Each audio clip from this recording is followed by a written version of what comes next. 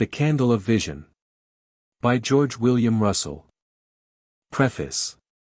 When I am in my room looking upon the walls I have painted, I see their reflections of the personal life, but when I look through the windows I see a living nature and landscapes not painted by hands. So, too, when I meditate I feel in the images and thoughts which throng about me the reflections of personality, but there are also windows in the soul through which can be seen images created not by human but by the divine imagination. I have tried according to my capacity to report about the divine order and to discriminate between that which was self-begotten fantasy and that which came from a higher sphere. These retrospects and meditations are the efforts of an artist and poet to relate his own vision to the vision of the seers and writers of the sacred books, and to discover what element of truth lay in those imaginations. A.E. How do you find this book? Any thoughts about the book or the author? Any suggestion for improvement? Please take a moment to share your thoughts in a comment. If you like it, share it with your friends who might enjoy it as well. Subscribe to keep in touch. Visit completeaudiobooks.com for more quality content. Retrospect. I had traveled all day and was tired, but I could not rest by the hearth in the cottage on the hill. My heart was beating with too great an excitement. After my year in the city I felt like a child who wickedly stays from home through a long day, and who returns frightened and penitent at nightfall, wondering whether it will be received with forgiveness by its mother. Would the mother of us all receive me again as one of her children? Would the winds with wandering voices be as before the evangelists of her love? Or would I feel like an outcast amid the mountains, the dark valleys and the shining lakes? I knew if benediction came how it would come. I would sit among the rocks with shut eyes, waiting humbly as one waits in the antechambers of the mighty, and if the invisible ones chose me as companion they would begin with a soft breathing of their intimacies. Creeping on me with shadowy affection like children who steal nigh to the bowed head and suddenly whisper fondness in the ear before it has even heard a footfall. So I stole out of the cottage and over the dark ridges to the place of rocks, and sat down, and let the coolness of the night chill and still the fiery dust in the brain.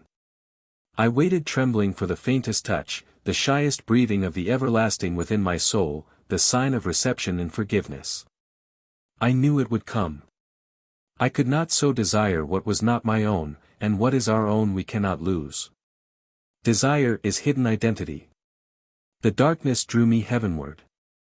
From the hill the plains beneath slipped away grown vast and vague, remote and still.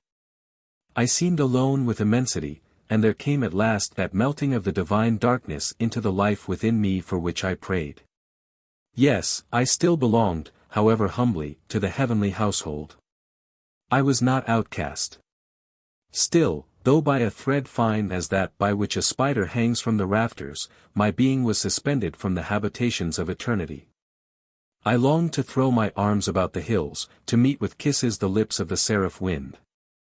I felt the gaiety of childhood springing up through weariness and age.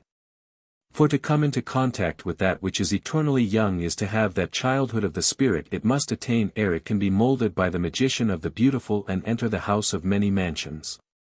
I had not always this intimacy with nature.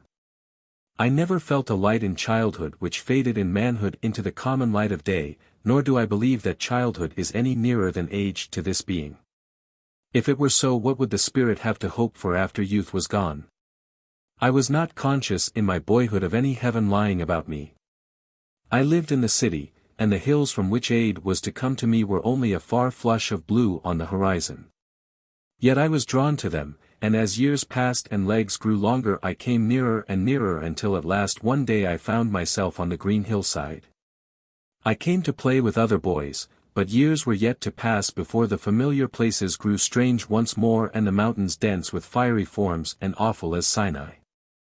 While the child is still in its mother's arms it is nourished by her, yet it does not know it is a mother which feeds it. It knows later in whose bosom it has lain. As the mother nourishes the body so the mighty mother nourishes the soul. Yet there are but few who pay reverence where reverence is due, and that is because this benign deity is like a mother who indulges the fancies of her children. With some she imparts life to their own thoughts. Others she endows with the vision of her own heart. Even of these last some love in silence, being afraid to speak of the majesty which smiled on them, and others deceived think with pride, this vision is my own. I was like these last for a long time. I was aged about 16 or 17 years, when I, the slackest and least ideal of boys, with my life already made dark by those desires of body and heart with which we so soon learn to taint our youth, became aware of a mysterious life quickening within my life. Looking back, I know not of anything in friendship, anything I had read, to call this forth. It was, I thought, self-begotten. I began to be astonished with myself, for, walking along country roads, intense and passionate imaginations of another world, of an interior nature began to overpower me. They were like strangers who suddenly enter a house, who brush aside the doorkeeper, and who will not be denied. Soon I knew they were the rightful owners and heirs of the house of the body, and the doorkeeper was only one who was for a time in charge, who had neglected his duty, and who had pretended to ownership. The boy who existed before was an alien. He hid himself when the pilgrim of eternity took up his abode in the dwelling. Yet, whenever the true owner was absent, the sly creature reappeared and boasted himself as master once more.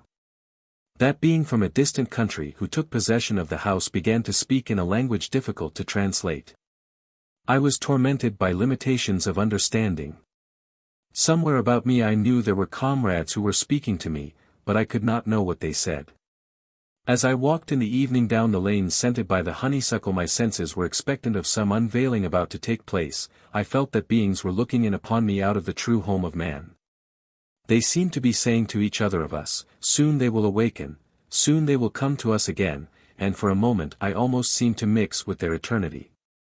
The tinted air glowed before me with intelligible significance like a face, a voice. The visible world became like a tapestry blown and stirred by winds behind it. If it would but raise for an instant, I knew I would be in paradise. Every form on that tapestry appeared to be the work of gods. Every flower was a word, a thought. The grass was speech, the trees were speech, the waters were speech, the winds were speech. They were the army of the voice marching on to conquest and dominion over the spirit. And I listened with my whole being, and then these apparitions would fade away and I would be the mean and miserable boy once more. So might one have felt who had been servant of the prophet, and had seen him go up in the fiery chariot, and the world had no more light or certitude in it with that passing. I knew these visitations for what they were and named them truly in my fantasy, for writing then in the first verses of mine which still seemed to me to be poetry. I said of the earth that we and all things were her dreams. She is wrapped in dreams divine. As her clouds of beauty pass, on our glowing hearts they shine, mirrored there as in a glass.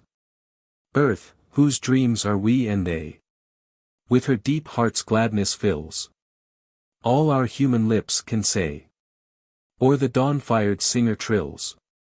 Yet such is human nature that I still felt vanity as if this vision was mine, and I acted like one who comes across the treasure house of a king, and spends the treasure as if it were his own.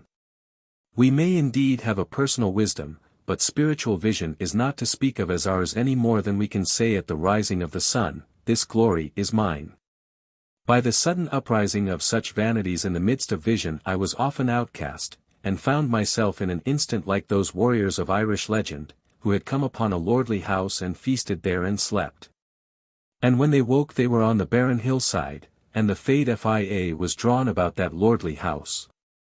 Yet though the imagination apprehended truly that this beauty was not mine, and hailed it by its heavenly name, for some years my heart was proud, for as the beauty sank into memory it seemed to become a personal possession.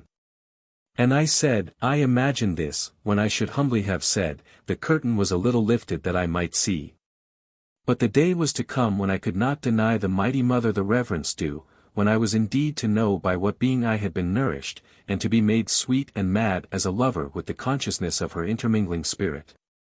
The sages of old found that at the close of intense meditation their being was drawn into union with that which they contemplated. All desire tends to bring about unity with the object adored, and this is no less true of spiritual and elemental than of bodily desire. And I, with my imagination more and more drawn to adore an ideal nature, was tending to that vital contact in which what at first was apprehended in fantasy would become the most real of all things. When that certitude came, I felt as Dante might have felt after conceiving of Beatrice close at his side and in a happy world, if, after believing it a dream, half hoping that it might hereafter be a reality. That beloved face before his imagination grew suddenly intense, vivid and splendidly shining, and he knew beyond all doubt that her spirit was truly in that form, and had descended to dwell in it, and would be with him forevermore. So did I feel one warm summer day lying idly on the hillside, not then thinking of anything but the sunlight, and how sweet it was to drowse there, when, suddenly, I felt a fiery heart throb, and knew it was personal and intimate. And started with every sense dilated and intent, and turned inwards, and I heard first a music as of bells going away, away into that wondrous underland whither, as legend relates, the Danaan gods withdrew. And then the heart of the hills was opened to me, and I knew there was no hill for those who were there, and they were unconscious of the ponderous mountain piled above the palaces of light, and the winds were sparkling and diamond clear, yet full of color as an opal, as they glittered through the valley, and I knew the golden age was all about me, and it was we who had been blind to it, but that it had never passed away from the world. The earth breath. After that awakening earth began more and more to bewitch me, and to lure me to her heart with honeyed entreaty. I could not escape from it even in that busy office where I sat during weekdays with little heaps of paper mounting up before me moment by frenzied moment. An interval of inactivity and I would be aware of that sweet eternal presence overshadowing me. I was an exile from living nature, but she yet visited me. Her ambassadors were visions that made me part of themselves. Through the hot foetid air of the gaslit room I could see the feverish faces, the quick people flitting about, and hear the voices, and then room, faces and voices would be gone, and I would be living in the mother's being in some pure, remote, elemental region of hers. Instead of the dingy office there would be a sky of rarest amethyst, a snow-cold bloom of cloud, high up in the divine wilderness, solitary, a star, all wrapped, breathless and still. Wrapped the seraph princes of wind and wave and fire, for it was the hour when the king, an invisible presence, moved through his dominions and nature knew and was hushed at the presence of her Lord. Once, suddenly, I found myself on some remote plain or steppe, and heard unearthly chimes pealing passionately from I know not what far steeples. The earth breath streamed from the furrows to the glowing heavens. Overhead the birds flew round and round crying their incomprehensible cries, as if they were maddened, and knew not where to nestle, and had dreams of some more enraptured rest in a diviner home. I could see a ploughman lifting himself from his obscure toil and stand with lit eyes as if he too had been fire-smitten and was caught into heaven as I was, and knew for that moment he was a god. And then I would lapse out of vision and ecstasy, and hear the voices, and see again through the quivering of the hot air the feverish faces, and seem to myself to be cast out of the spirit. I could hardly bear after thinking of these things, for I felt I was trapped in some obscure hell. You, too, trapped with me, dear kindly people, who never said a harsh word to the forgetful boy. You, too, I knew, had your revelations. I remember one day how that clerk with wrinkled face, blinking eyes and grisly beard, who never seemed, apart from his work, to have interests other than his pipe and paper, surprised me by telling me that the previous midnight he waked in his sleep. And some self of him was striding to and fro in the moonlight in an avenue mighty with gigantic images. And that dream self he had surprised had seemed to himself unearthly in wisdom and power. What had he done to be so high in one sphere and so petty in another? Others I could tell of, too, who had their moment of awe when the spirit made its ancient claim on them. But none were so happy or so unhappy as I was. I was happy at times because the divine world which had meant nothing to my childhood was becoming a reality to manhood, and I knew it was not a dream, for comrades in vision soon came to me. They who could see as I saw, and hear as I heard, and there were some who had gone deeper into that being than I have ever traveled. I was more miserable than my workaday companions, because the very intensity of vision made the recoil more unendurable. It was an agony of darkness and oblivion, wherein I seemed like those who in nightmare are buried in caverns so deep beneath the roots of the world that there is no hope of escape, for the way out is unknown. And the way to them is forgotten by those who walk in light. In those black hours the universe, a gigantic presence, seemed at war with me. I was condemned, I thought, to be this speck of minute life because of some sin committed in remote ages, I and those with me. We were all lost children of the stars. Everything that suggested our high original being, a shaft of glory from the far fire in the heaven spearing the gloom of the office, the blue twilight deepening through the panes until it was rich with starry dust. The sunny clouds careering high over the city, these things would stir pangs of painful remembrance and my eyes would suddenly grow blind and wet. Sometimes, too, I would rebel and plot in my obscurity, and remember moments when the will in me seemed to be a titanic power, and my spirit would brood upon ways of escape and ascent to its native regions. As those fallen angels in Milton's tremendous narrative rose up from torture, and conspired to tear the throne from him. And then all that would appear to me to be futile as a speck of dust trying to stay itself against the typhoon, and the last door would close upon me and leave me more hopeless than before. The slave of the lamp. Because I was a creature of many imaginings and of rapid alternations of mood, out of all that there came to me assurance of a truth. Of all truths most inspiring to one in despair in the Iron Age and lost amid the undergrowths of being. I became aware of a swift echo or response to my own moods in circumstance which had seemed hitherto immutable in its indifference. I found every intense imagination, every new adventure of the intellect endowed with magnetic power to attract to it its own kin. Will and desire were as the enchanter's wand of fable, and they drew to themselves their own affinities. Around a pure atom of crystal all the atoms of the element in solution gather, and in like manner one person after another emerged out of the mass, betraying their close affinity to my moods as they were engendered. I met these people seemingly by accident along his country roads, or I entered into conversation with strangers and found they were intimates of the spirit. I could prophesy from the uprising of new moods in myself that I, without search, would soon meet people of a certain character, and so I met them. Even inanimate things were under the sway of these affinities. They yielded up to me what they had specially for my eyes.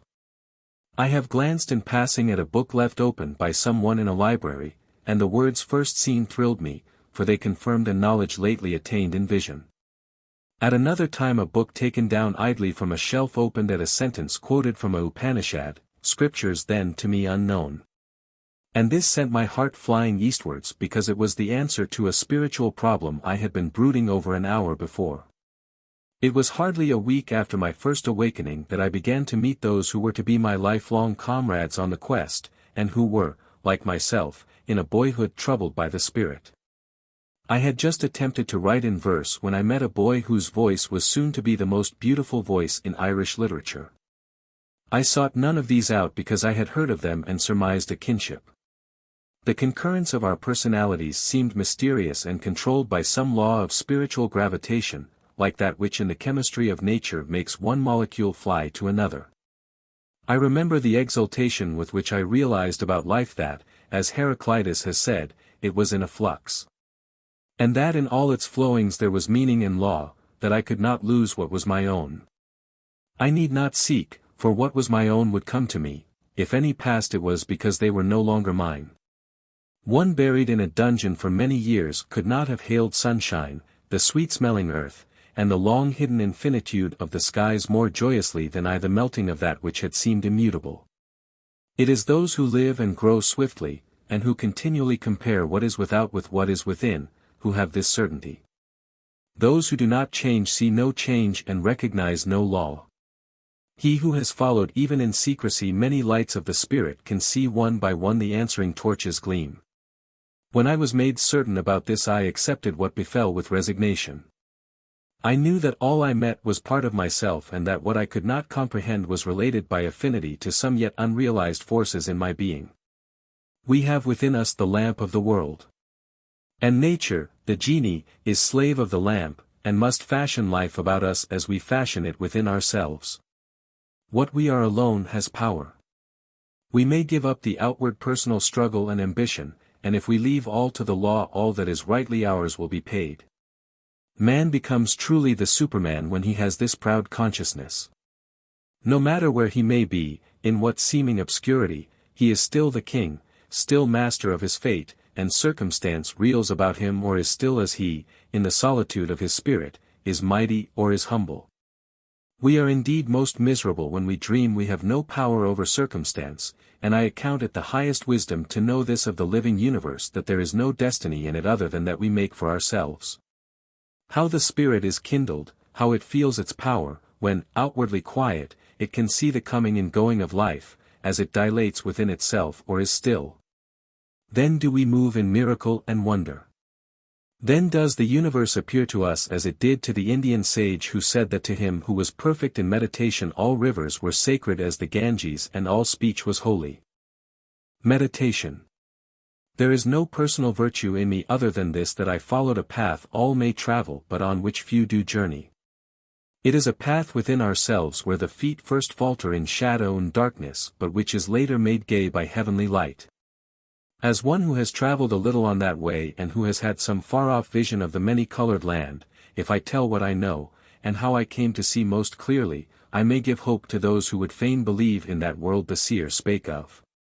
But who cannot understand the language written by those who had seen that beauty of old, or who may have thought the ancient scriptures but a record of extravagant desires. None needs special gifts or genius. Gifts. There are no gifts. For all that is ours we have paid the price. There is nothing we aspire to for which we cannot barter some spiritual merchandise of our own. Genius. There is no stinting of this by the keeper of the treasure house. It is not bestowed but is won. Yon man of heavy soul might if he willed play on the lyre of Apollo, that drunkard be God intoxicated. Powers are not bestowed by caprice on any. The formulae the chemist illustrates, making exposition before his students, are not more certainly verifiable than the formulae of that alchemy by which what is gross in us may be transmuted into ethereal fires. Our religions make promises to be fulfilled beyond the grave because they have no knowledge now to be put to the test, but the ancients spake of a divine vision to be attained while we are yet in the body. The religion which does not cry out, I am today verifiable as that water wets or that fire burns. Test me that ye can become as gods. Mistrust it. Its messengers are prophets of the darkness. As we sink deeper into the Iron Age we are met by the mighty devils of state and empire lurking in the abyss, claiming the soul for their own, molding it to their image, to be verily their own creature and not heaven's. We need a power in ourselves that can confront these mighty powers. Though I am blind I have had moments of sight. Though I have sinned I have been on the path. Though I am feeble I have seen the way to power. I sought out ways to make more securely my own those magical lights that dawned and faded within me. I wished to evoke them at will and be master of my vision, and I was taught to do this which is as old as human life. Day after day, at times where none might interfere, and where none through love or other cause were allowed to interfere, I set myself to attain mastery over the will. I would choose some mental object. An abstraction of form. And strive to hold my mind fixed on it in unwavering concentration, so that not for a moment, not for an instant, would the concentration slacken. It is an exercise this, a training for higher adventures of the soul. It is no light labor. The plowman's, cleaving the furrows, is easier by far. 5 minutes of this effort will at first leave us trembling as at the close of a laborious day. It is then we realize how little of life has been our own, and how much a response to sensation. A drifting on the tide of desire. The rumor of revolt, the spirit would escape its thraldom, runs through the body. Empires do not send legions so swiftly to frustrate revolt as all that is mortal in us hurries along nerve, artery, and every highway of the body to beset the soul. The beautiful face of one we love, more alluring than life, glows before us to enchant us from our task. Old sins, enmities, vanities and desires beleaguer and beseech us. If we do not heed them then they change, they seem to be with us, they open up vistas of all we and they will do, when this new power we strive for is attained. If we are tempted down that vista we find with shame after an hour of vain musing that we were lured away, had deserted our task and forgotten that stern fixity of the will we set out to achieve. Let us persevere in our daily ritual and the turmoil increases, our whole being becomes vitalist, the bad as well as the good. The heat of this fervent concentration acts like fire under a pot, and everything in our being boils up madly. We learn our own hitherto unknown character. We did not know we could feel such fierce desires, never imagined such passionate enmities as now awaken. We have created in ourselves a center of power and grow real to ourselves. It is dangerous, too, for we have flung ourselves into the eternal conflict between spirit and matter, and find ourselves where the battle is hottest, where the foemen are locked in a death struggle. We are in grips with mightier powers than we had before conceived of. What man is there who thinks he has self-control? He stands in the shallow waters, nor has gone into the great deep, nor been tossed at the mercy of the waves. Let him rouse the arcane powers in himself, and he will feel like one who has let loose the avalanche. None would live through that turmoil if the will were the only power in ourselves we could invoke, for the will is neither good nor bad but is power only, and it vitalises good or bad indifferently. If that were all our labor would bring us, not closer to divine being, but only to a dilation of the personality. But the ancients who taught us to gain this intensity taught it but as preliminary to a meditation which would not waver and would be full of power. The meditation they urged on us has been explained as the inexpressible yearning of the inner man to go out into the infinite. But that infinite we would enter is living. It is the ultimate being of us. Meditation is a fiery brooding on that majestical self. We imagine ourselves into its vastness. We conceive ourselves as mirroring its infinitudes, as moving in all things, as living in all beings, in earth, water, air, fire, ether. We try to know as it knows, to live as it lives, to be compassionate as it is compassionate. We equal ourselves to it that we may understand it and become it. We do not kneel to it as slaves, but as children of the King we lift ourselves up to that glory, and affirm to ourselves that we are what we imagine. What a man thinks that he is, that is the old secret, said the wise. We have imagined ourselves into this pitiful dream of life. By imagination and will we re-enter true being, becoming that we conceive of. On that path of fiery brooding I entered. At first all was stupor. I felt as one who steps out of day into the colorless night of a cavern, and that was because I had suddenly reversed the habitual motions of life. We live normally seeing through the eyes, hearing through the ears, stirred by the senses, moved by bodily powers, and receiving only such spiritual knowledge as may pass through a momentary purity of our being. On the mystic path we create our own light, and at first we struggle blind and baffled, seeing nothing, hearing nothing, unable to think, unable to imagine. We seem deserted by dream, vision or inspiration, and our meditation barren altogether. But let us persist through weeks or months, and sooner or later that stupor disappears. Our faculties readjust themselves, and do the work we will them to do. Never did they do their work so well. The dark caverns of the brain begin to grow luminous. We are creating our own light. By heat of will and aspiration we are transmuting what is gross in the subtle ethers through which the mind works. As the dark bar of metal begins to glow, at first redly, and then at white heat, or as ice melts and is alternately fluid, vapor, gas, and at last a radiant energy, so do these ethers become purified and alchemically changed into luminous essences.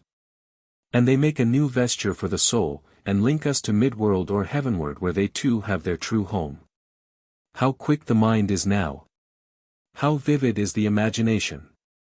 We are lifted above the tumult of the body. The heat of the blood disappears below us.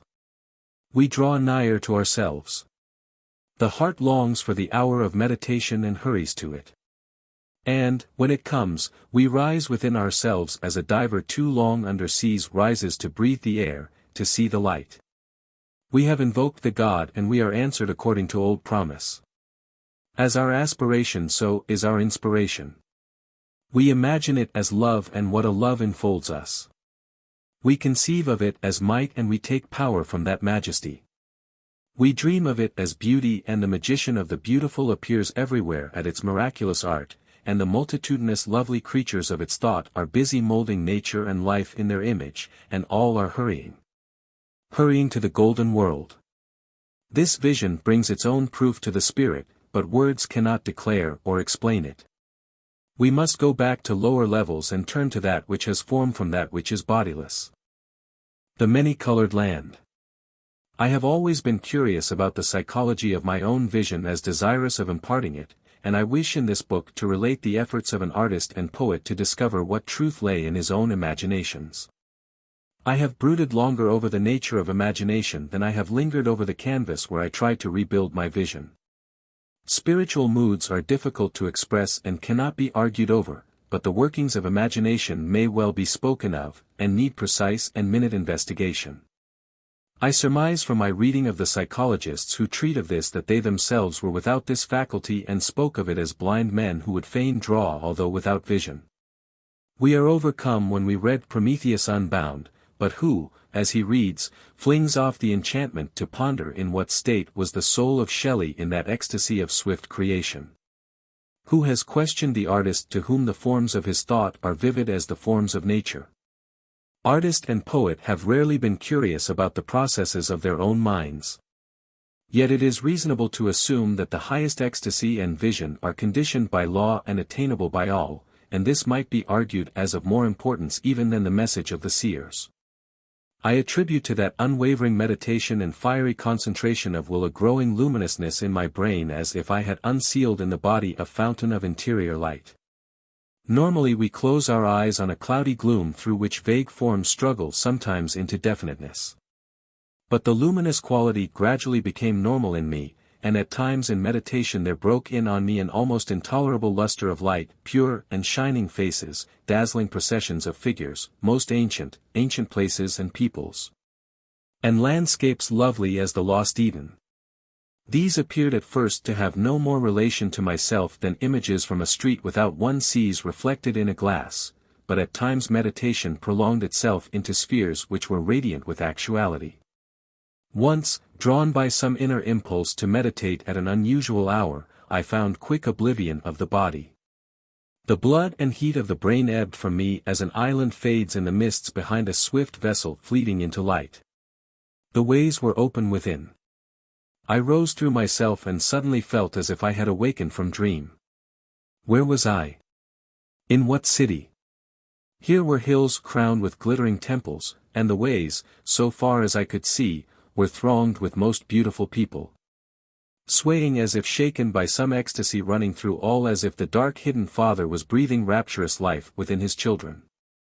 Did I wear to them an aspect like their own? Was I visible to them as a newcomer in their land of lovely light?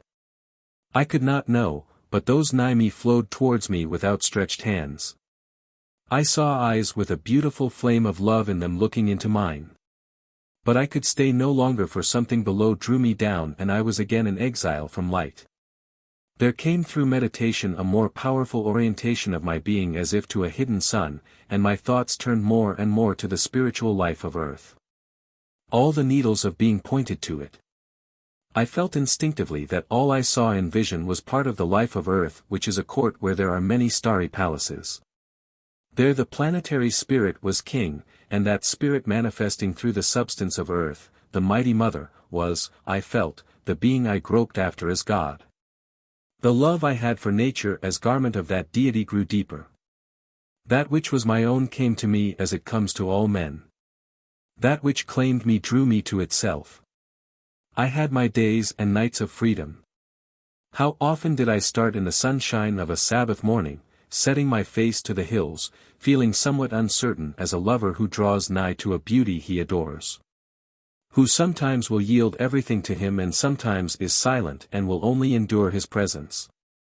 I did not know what would happen to me, but I was always expectant, and walked up to the mountains as to the throne of God. Step by step there fell from me the passions and fears of the weekday, until, as I reached the hillside and lay on the grassy slope with shut eyes, I was bare of all but desire for the eternal. I was once more the child close to the mother. She rewarded me by lifting for me a little the veil which hides her true face. To those high souls who know their kinship the veil is lifted, her face is revealed, and her face is like a bride's. Petty as was my everyday life, with the fears and timidities which abnormal sensitiveness begets, in those moments of vision I understood instinctively the high mood they must keep who would walk with the highest. And who with that divine face glimmering before him could do aught but adore. There is an instinct which stills the lips which would speak of mysteries whose day for revelation has not drawn nigh. The little I know of these I shall not speak of. It is always lawful to speak of that higher wisdom which relates our spiritual being to that multitudinous unity which is God and nature and man. The only justification for speech from me, rather than from others whose knowledge is more profound, is that the matching of words to thoughts is an art I have practiced more. What I say may convey more of truth, as the skilled artist, painting a scene which he views for the first time, may yet suggest more beauty and enchantment than the habitual dweller, unskilled in art. Who may yet know the valley he loves so intimately that he could walk blindfold from end to end. I do not wish to write a book of wonders, but rather to bring thought back to that being whom the ancient seers worshipped as deity. I believe that most of what was said of God was in reality said of that spirit whose body is earth. I must in some fashion indicate the nature of the visions which led me to believe with Plato that the earth is not at all what the geographers suppose it to be. And that we live like frogs at the bottom of a marsh, knowing nothing of that many-colored earth which is superior to this we know, yet related to it as soul to body. On that many-colored earth, he tells us, live a divine folk, and there are temples wherein the gods do truly dwell, and I wish to convey, so far as words may, how some apparitions of that ancient beauty came to me in wood or on hillside or by the shores of the western sea. Sometimes lying on the hillside with the eyes of the body shut as in sleep I could see valleys and hills, lustrous as a jewel, where all was self-shining, the colors brighter and purer, yet making a softer harmony together than the colors of the world I know. The wind sparkled as they blew hither and thither, yet far distances were clear through that glowing air. What was far off was precise as what was near, and the will to see hurried me to what I desired. There, too, in that land I saw fountains as of luminous mist jetting from some hidden heart of power, and shining folk who passed into those fountains inhaled them and drew life from the magical air. They were, I believe, those who in the ancient world gave birth to legends of nymph and dryad. Their perfectness was like the perfectness of a flower, a beauty which had never, it seemed, been broken by act of the individualized will which with us makes possible a choice between good and evil, and the marring of the mold of natural beauty. More beautiful than we they yet seemed less than human, and I surmised I had more thoughts in a moment than they through many of their days. Sometimes I wondered had they individualized life at all, for they moved as if in some orchestration of their being.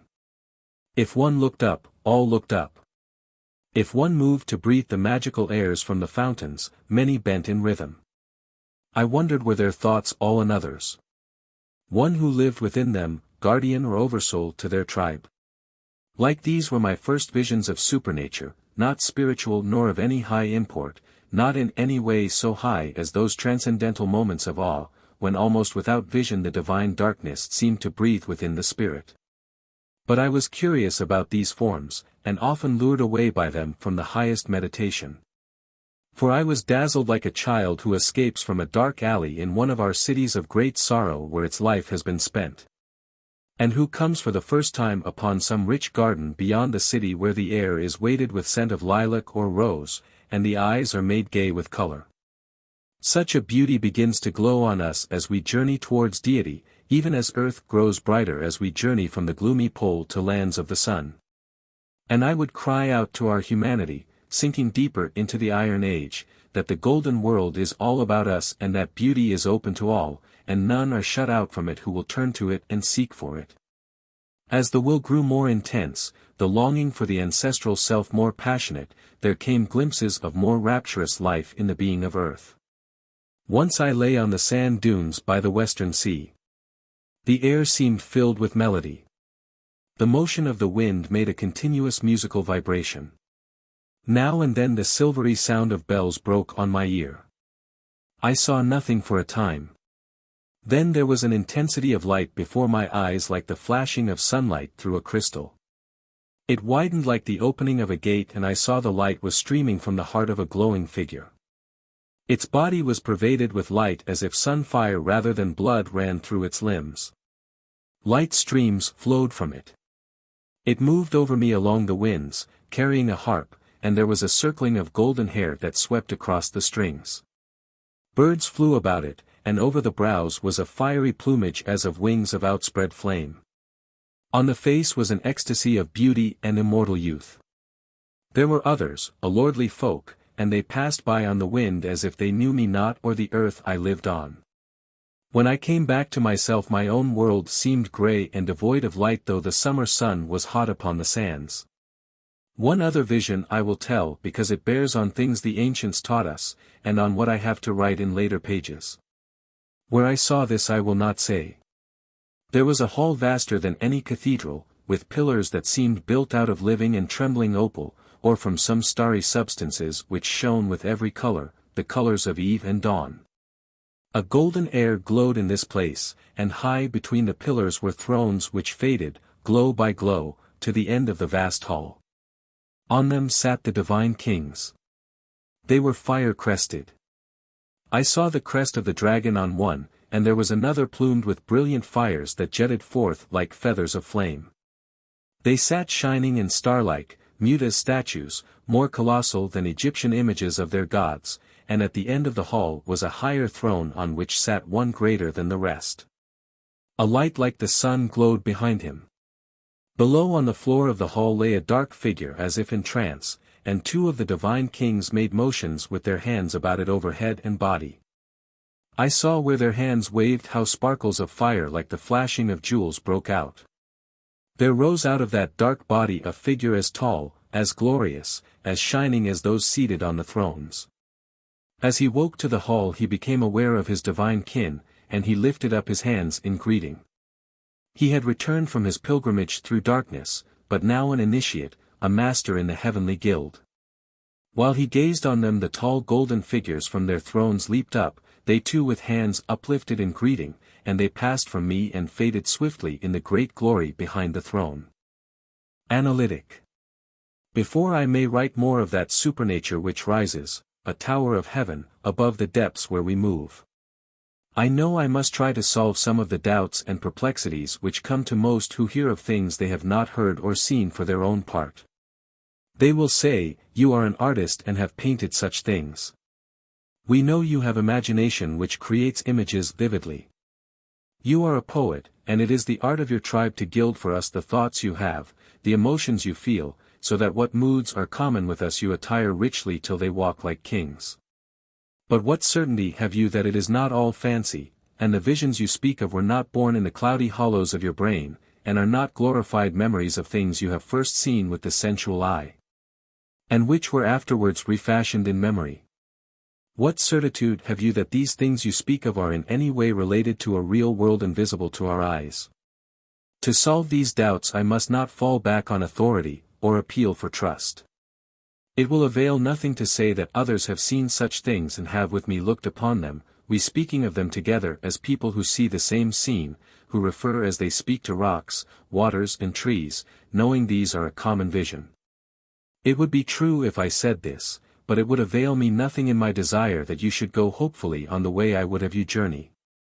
On that path, as an ancient scripture says, to whatsoever place one would travel that place one's own self becomes, and I must try first to uproot false ideas about memory, imagination and vision, so that by pure reason people may be led out of error and be able to distinguish between that which arises in themselves and that which comes otherwise and which we surmise is a visitor from a far country. I too in boyhood had the idea so commonly held that the pictures of imagination are old memories refashioned. I first doubted this as a child when, lying on my bed, there came a sudden illumination of my brain, and pictures moved before my inner eyes like the colored moving pictures we see in the theater.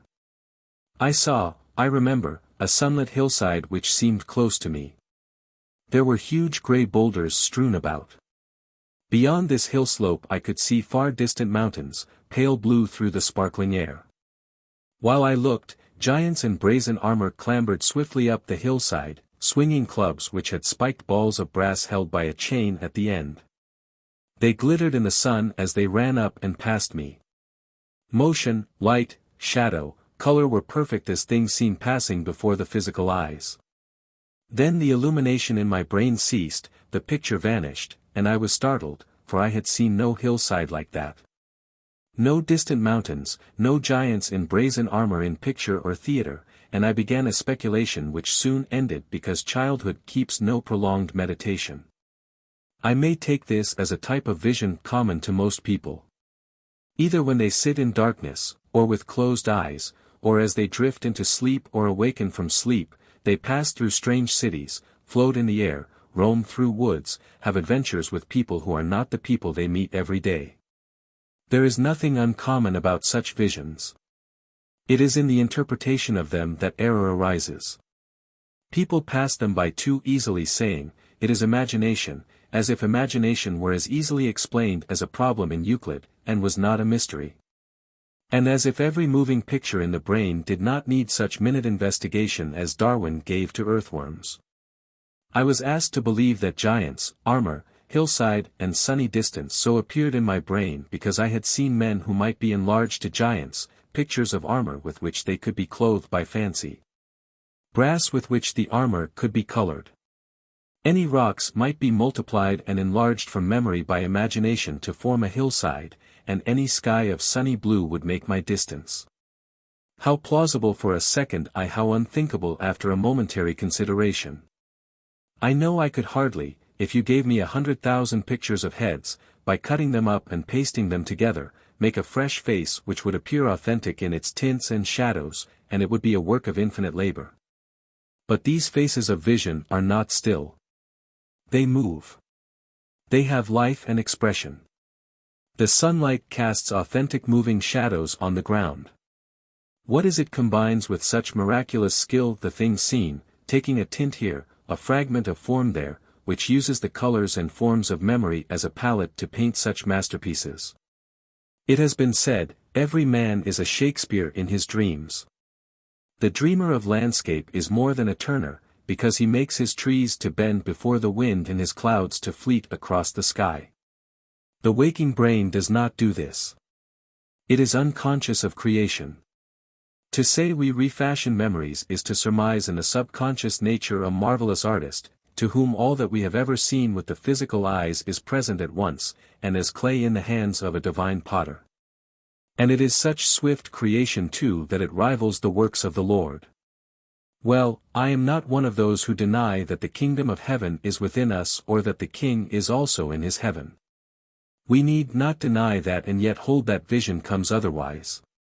Nor can be it denied that vision is often so radiant and precise, for experience affirms that it is, and hundreds of artists, and indeed people who are not artists at all, will tell you how clearly they see in their dreams. But for those who hold that visions such as I and many others have had are only the refashioning of memory, and there is nothing mysterious about them, I say try to think out tint by tint, form by form, how these could be recombined, and for whatever marvel I would have you believe, you will have substituted something just as marvelous but not so credible. Not that it is incredible to think that the spirit in man is creator, for all the prophets and seers of the world have told us that, but the common psychological explanation is not acceptable. Because we know that forms can appear in the brain which were transferred by will from one person to another. When we know this inner eye can see the form in another's mind, we must regard it as indicating an immense possibility of vision on that plane. We then ask ourselves concerning all these strange cities and landscapes of dream, all these impish faces which flout at us when we are drowsy, all these visions living and moving in our minds, whether they too came not by way of the physical senses transformed in memory, but came like the image thought transferred, or by obscure ways reflected from spheres above us, from the lives of others and the visions of others. If we brood on this we will come to think the old explanation is untenable and will address ourselves with wonder and hope to the exploration of this strange country within ourselves, and will try to find out its limits. And whether from image or vision long pondered over we may not reach to their original being. I think few of our psychologists have had imagination themselves. They have busy brains, and, as an Eastern proverb says, the broken water surface reflects only broken images. They see too feebly to make what they see a wonder to themselves. They discuss the mode of imagination as people might discuss art, who had never seen painting or sculpture. One writer talks about light being a vibration, and the vibration affecting the eye and passing along the nerves until it is stored up in the brain cells. The vibration is, it appears, stayed or fixed there. Yet I know that every movement of mine, the words I speak, the circulation of my blood, cause every molecule in my body to vibrate. How is this vibration in the cells unaffected? It must remain unaffected in their hypothesis, for I can recall the original scene, can discuss it, can after years resummon it again and find the image clear as at first. I refer to it in thought and it remains unchanged. The physical explanation of memory itself breaks down even as the material explanation of imagination breaks down. Can an unchanging vibration be retained when the substance which holds the vibration is itself subject to continual movement? The moment we close our eyes and are alone with our thoughts and the pictures of dream, we are alone with mystery and miracle. Or are we alone? Are we secure there from intrusion? Are we not nearer the thronged highways of existence where gods, demons, men and goblins all are psychical visitors? I will not speak here of high things because I am trying to argue with people who see no wonder in anything, and dismiss all high things with a silly phrase as fancy or imagination or hallucination. But I know from questioning many people that it is common with them before they sleep to see faces, while their eyes are closed, and they are, as they think, alone. These faces are sometimes the faces of imps who frown at them, put out their tongues at them, grin or gibber. Sometimes not a face but a figure, or figures, will be seen which, like the faces, seem endowed with life. To call this imagination or fancy is to explain nothing because the explanation is not explained. The more one concentrates on these most trivial mental apparitions, the more certain do we feel they have a life of their own, and that our brain is as full of living creatures as our body is thronged with tiny cells, each a life. Or as the blood may swarm with bacteria. I draw attention to the mystery in obvious and common things, and ask that they be explained and not slurred over as if no explanation were necessary. I ask the doubters of my vision to penetrate a little into the mystery of their own thoughts and dreams before they cry out against me, who for many years traveled far and came upon lovely and inhabited regions to which I would also lead them. I know that my brain is a court where many living creatures throng, and I am never alone in it. You, too, can know that if you heighten the imagination and intensify the will. The darkness in you will begin to glow, and you will see clearly, and you will know that what you thought was but a mosaic of memories is rather the froth of a gigantic ocean of life, breaking on the shores of matter. Casting up its own flotsam to mingle with the life of the shores it breaks on. If you will light your lamp you can gaze far over that ocean and even embark on it. Sitting in your chair you can travel farther than ever Columbus traveled and to lordlier worlds than his eyes had rested on. Are you not tired of surfaces? Come with me and we will bathe in the fountains of youth. I can point you the way to El Dorado. The mingling of natures. To move a single step we must have power. To see we must be exalted. Not to be lost in vision we must learn the geography of the Spirit and the many mansions in the being of the Father. If we concentrate we shall have power. If we meditate we shall lift ourselves above the dark environment of the brain. The inner shall become richer and more magical to us than the outer which has held us so long. How may I allure to this meditation those who see only by the light of day, who, when their eyes are shut, are as cave-dwellers living in a blackness beneath the hills? The cave of the body can be lit up. If we explore it we shall there find lights by which the lights of day are made dim. I perhaps to build on had some little gift of imagination I brought with me into the world, but I know others who had no natural vision who acquired this, and by sustained meditation and by focusing the will to a burning point, were raised above the narrow life of the body. Being an artist and a lover of visible beauty, I was often tempted from the highest meditation to contemplate, not divine being, but the mirage of forms. Yet because I was so bewitched and was curious about all I saw, I was made certain that the images which populate the brain have not always been there, nor are refashioned from things seen. I know that with the pictures of memory mingle pictures which come to us, sometimes from the minds of others, sometimes are glimpses of distant countries, sometimes are reflections of happenings in regions invisible to the outer eyes. And as meditation grows more exalted, the forms traceable to memory tend to disappear and we have access to a memory greater than our own, the treasure house of august memories in the innumerable being of earth. When minute analysis is made of images in the brain, those foolish fables about memory and imagination no longer affect those who begin this quest, and we see how many streams are tributary to our life. All I have said may be proved by any as curious about things of the mind as I was, if they will but light the candle on their forehead and examine the denizens in the brain.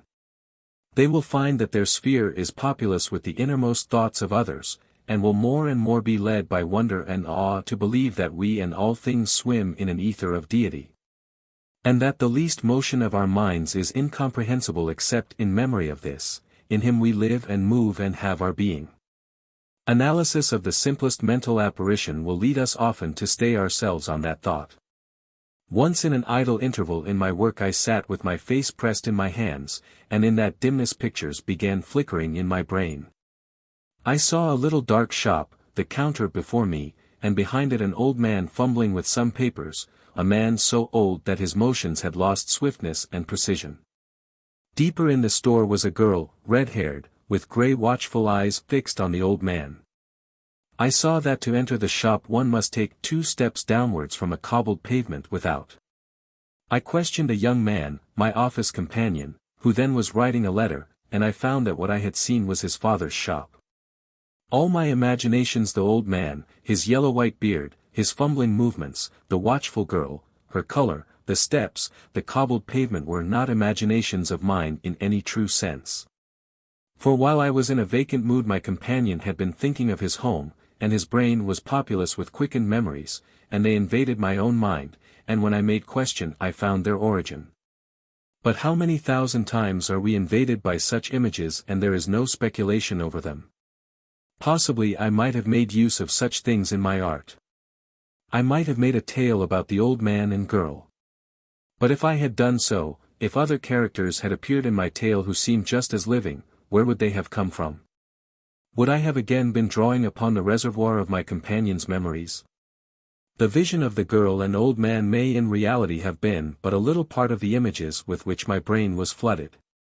Did I then see all, or might not other images in the same series emerge at some later time and the connection be lost? If I had written a tale and had imagined an inner room, an old mother, an absent son, a family trouble, might I not all the while be still adventuring in another's life? While we think we are imagining a character we may, so marvelous are the hidden ways, be really interpreting a being actually existing, brought into psychic contact with us by some affinity of sentiment or soul. I brooded once upon a friend not then knowing where he was, and soon I seemed to myself to be walking in the night. Nigh me was the Sphinx, and, more remote, a dim pyramid. Months later my friend came to Ireland. I found he had been in Egypt at the time I had thought of him. He could not recollect the precise day, but had while there spent a night beside the great monuments. I did not see him in vision, but I seemed to be walking there in the night. Why did the angle of vision change as with one moving about? Did I see through his eyes? Or did I see, as in the other incident, images reflected from his sphere to my own? Where does this vision end? What are its limitations? Would we, fully come to ourselves, be like those beings in the Apocalypse full of eyes within and without? Would we, in the fullness of power, act through many men and speak through many voices? Were Shakespeare and the great masters unconscious magi, blind visionaries, feeling and comprehending a life they could not see, or who, if they saw, thought it was their own creation? We must ask ourselves these questions, for, when our lamp is lit, we find the house of our being has many chambers, and creatures live there who come and go, and we must ask whether they have the right to be in our house. And there are corridors there leading into the hearts of others, and windows which open into eternity, and we hardly can tell where our own being ends and another begins, or if there is any end to our being. If we brood with love upon this myriad unity, following the meditation ordained by Buddha for the brothers of his order, to let our minds pervade the whole wide world with heart of love, we come more and more to permeate, or to be pervaded by the lives of others. We are haunted by unknown comrades in many moods, whose naked souls pass through ours, and reveal themselves to us in an unforgettable instant, and we know them as we hardly know those who are the daily comrades of our heart, who, however intimate, are hidden from us by the husk of the body. As the inner life grows richer, we beget more of these affinities. We wonder what relation with them is rightly ours. Do we affect them by a sympathy unknown to them as they move us by a revelation more intimate than could be uttered by words? We discover in ourselves a new sense. By touch with the soul we understand. We realize how profound was that ancient wisdom which told us when we were perfected in concentration we could gain full comprehension of anything we wished by intent brooding. I never attained that perfectness of concentration, but I saw the possibilities in moments of electric intensity of will when I summoned out of the past a knowledge I desired.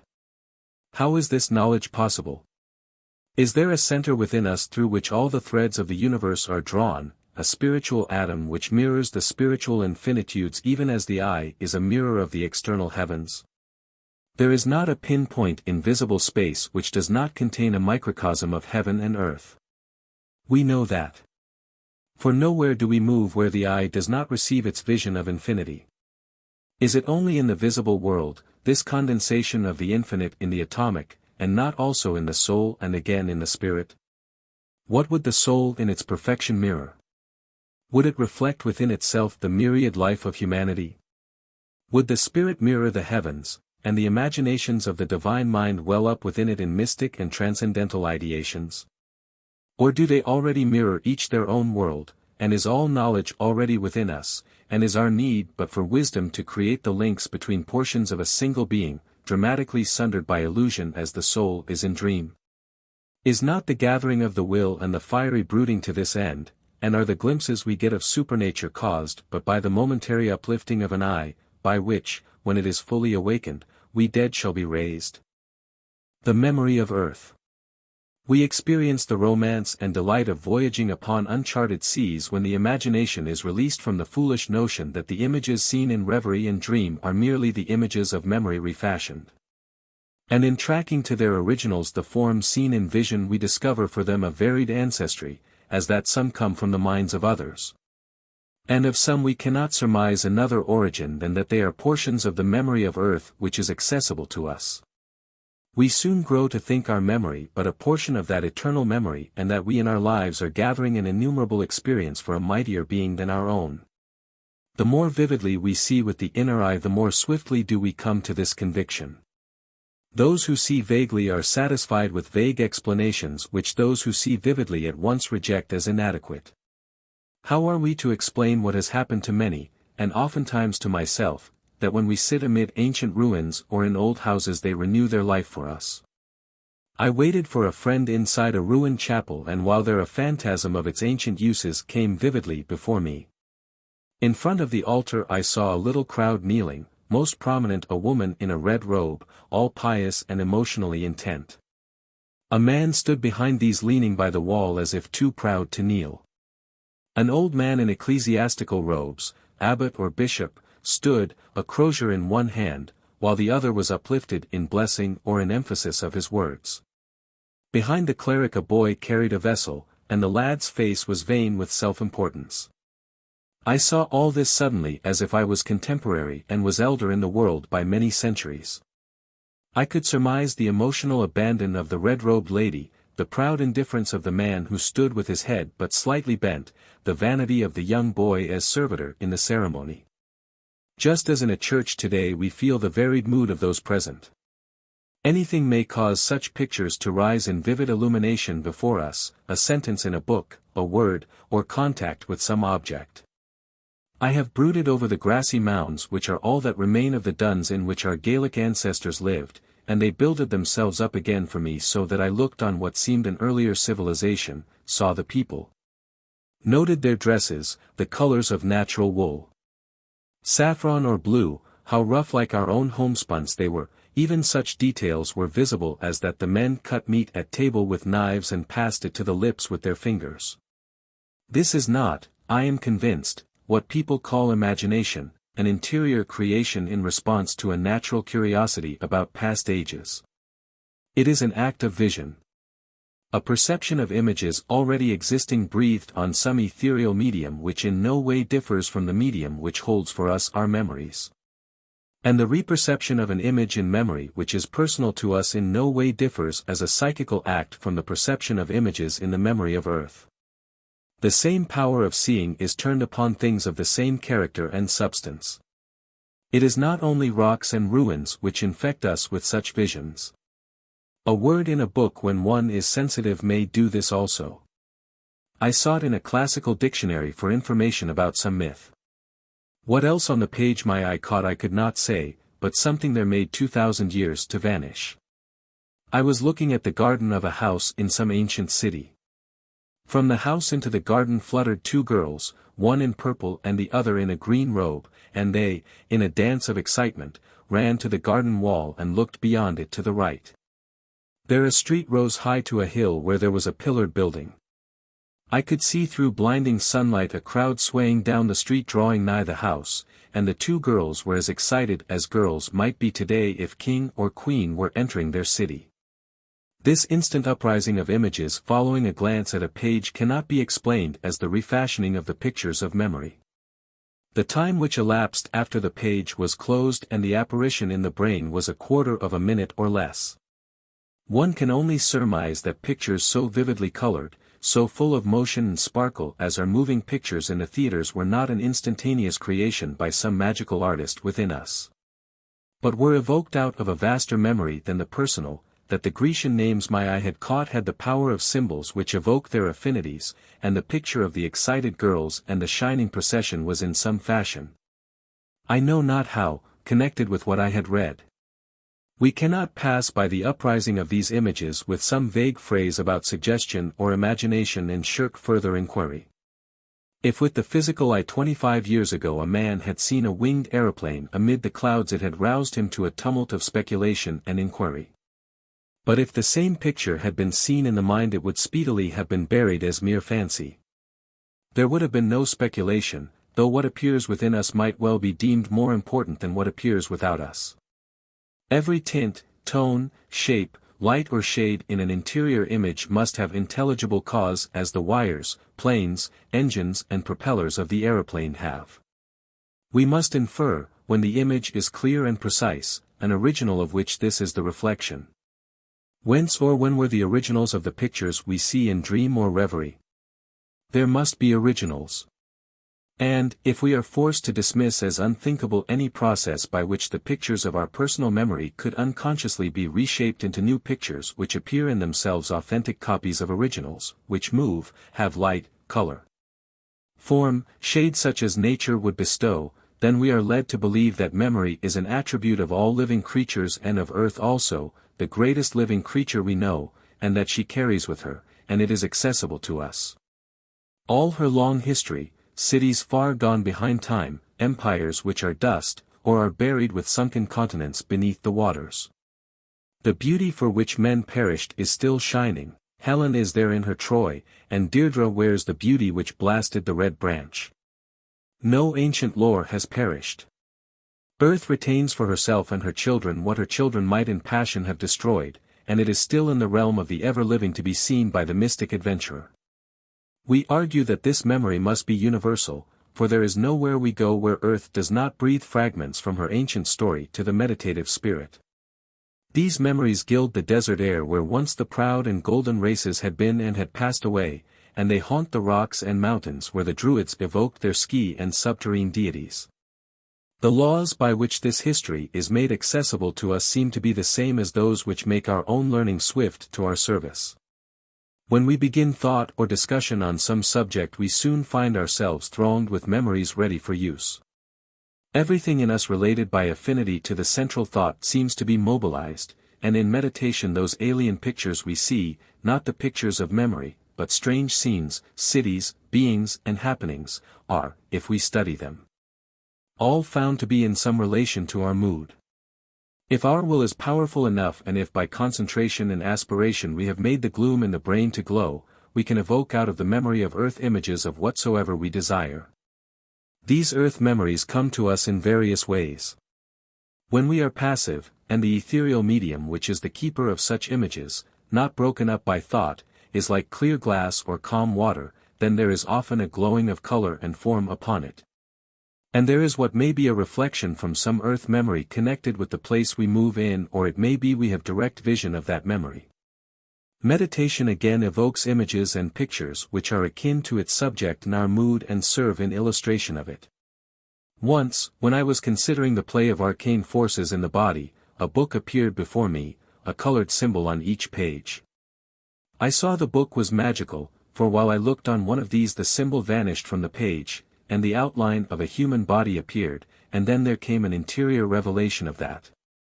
And there was a shining of forces and a flashing of fires, rose, gold, azure and silver along the spinal column, and these flowed up into the brain where they struck upon a little ball that was like white sunfire for brilliancy. And they flashed out of that again in a pulsation as of wings on each side of the head. And then the page darkened, and the changing series closed with the caduceus of Mercury and contained only a symbol once more. Such pictures come without conscious effort of will, but are clearly evoked by it. Lastly, but more rarely with me, because the electric intensity of will required was hard to attain, I was able at times to evoke deliberately out of the memory of nature pictures of persons or things long past in time, but of which I desired knowledge. I regret now, while I was young and my energies yet uncoiled, that I did not practice this art of evocation more in regard to matters where knowledge might be regarded as of spiritual value. But I was like a child who discovers a whole set of fresh toys, and plays with one after the other, and I was interested in all that came to me, and was too often content to be the servant of my vision and not its master. It was an excitement of spirit for one born in a little country town in Ireland to find the circle of being widened so that life seemed to dilate into a paradise of beautiful memories. And to reach to past ages and to mix with the eternal consciousness of earth, and when we come on what is new we pause to contemplate it, and do not hurry to the end of our journey. The instances of earth memories given here are trivial in themselves, and they are chosen, not because they are in any way wonderful, but rather because they are like things many people see, and so they may more readily follow my argument. The fact that earth holds such memories is itself important, for once we discover this imperishable tablet, we are led to speculate whether in the future a training in seership might not lead to a revolution in human knowledge. It is a world where we may easily get lost, and spend hours in futile vision with no more gain than if one looked for long hours at the dust.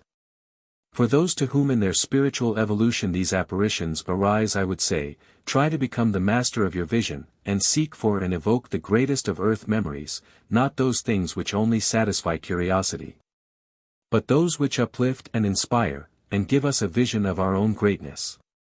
And the noblest of all earth's memories is the august ritual of the ancient mysteries, where the mortal, amid scenes of unimaginable grandeur, was disrobed of his mortality and made of the company of the gods. Imagination. In all I have related hitherto imagination was not present but only vision. These are too often referred to as identical, and in what I have written I have tried to make clear the distinction. If beyond my window I see amid the manifold hills a river winding ablaze with light, nobody speaks of what is seen as a thing imagined, and if I look out of a window of the soul and see more marvels of shining and shadow, neither is this an act of imagination, which is indeed a higher thing than vision, and a much rarer thing, for in the act of imagination that which is hidden in being, as the Son in the bosom of the Father, is made manifest, and a transfiguration takes place like that we imagine in the Spirit when it willed, "Let there be light." Imagination is not a vision of something which already exists, and which in itself must be unchanged by the act of seeing, but by imagination what exists in latency or essence is out-realized and is given a form in thought. And we can contemplate with full consciousness that which hitherto had been unrevealed, or only intuitionally surmised. In imagination there is a revelation of the self to the self, and a definite change in being, as there is in a vapor when a spark ignites it and it becomes an inflammation in the air. Here images appear in consciousness which we may refer definitely to an internal creator, with power to use or remold pre-existing forms, and endow them with life, motion and voice. We infer this because dream and vision sometimes assume a symbolic character and a significance which is personal to us. They tell us plainly, for you only we exist, and we cannot conceive of what is seen as being a reflection of life in any sphere. In exploring the ancestry of the symbolic vision we draw nigh to that clouded majesty we divine in the depths of our being, and which is heard normally in intuition and conscience, but which now reveals character in its manifestation as the artist in his work. I had a gay adventure when I was a boy at the beginning of my mental traveling, when I met, not a lion, but a symbolic vision in the path. I had read somewhere of one whose dreams made a continuous story from night to night, and I was excited at this and wondered whether I too could not build up life for myself in a fairyland of my own creation, and be the lord of this in dream, and offset the petty circumstance of daily life with the beauty of a realm in which I would be king. I bent myself to this, walking about the country roads at night in the darkness, building up in fantasy the country of sleep. I remember some of my gorgeous fancies. My dream world was self-shining. Light was born in everything there at dawn, and faded into a colored gloom at eve, and if I walked across my lawns in darkness the grasses stirred by my feet would waken to vivid color and glimmer behind me in a trail of green fire. Or if a bird was disturbed at night in my shadowy woods it became a winged jewel of blue, rose, gold and white, and the leaves tipped by its wings would blaze in flakes of emerald flame. And there were flocks of wild birds that my shouts would call forth to light with glittering plumage the monstrous dusk of the heavens. Many other fancies I had which I now forget, and some of them were intuitions about the many-colored land. After I had conceived this world, one night in a fury of effort I willed that it should be my habitation in dream. But of all my dreams I remember only two. In the first I saw a mass of pale clouds, and on them was perched a little ape clutching at the misty substance with its fingers and trying to fashion it to some form. It looked from its work every now and then at something beyond and below the clouds, and I came closer in my dream and saw that what the ape was watching was our earth which spun below in space. And it was trying to model a sphere of mist in mimicry of that which spun past it.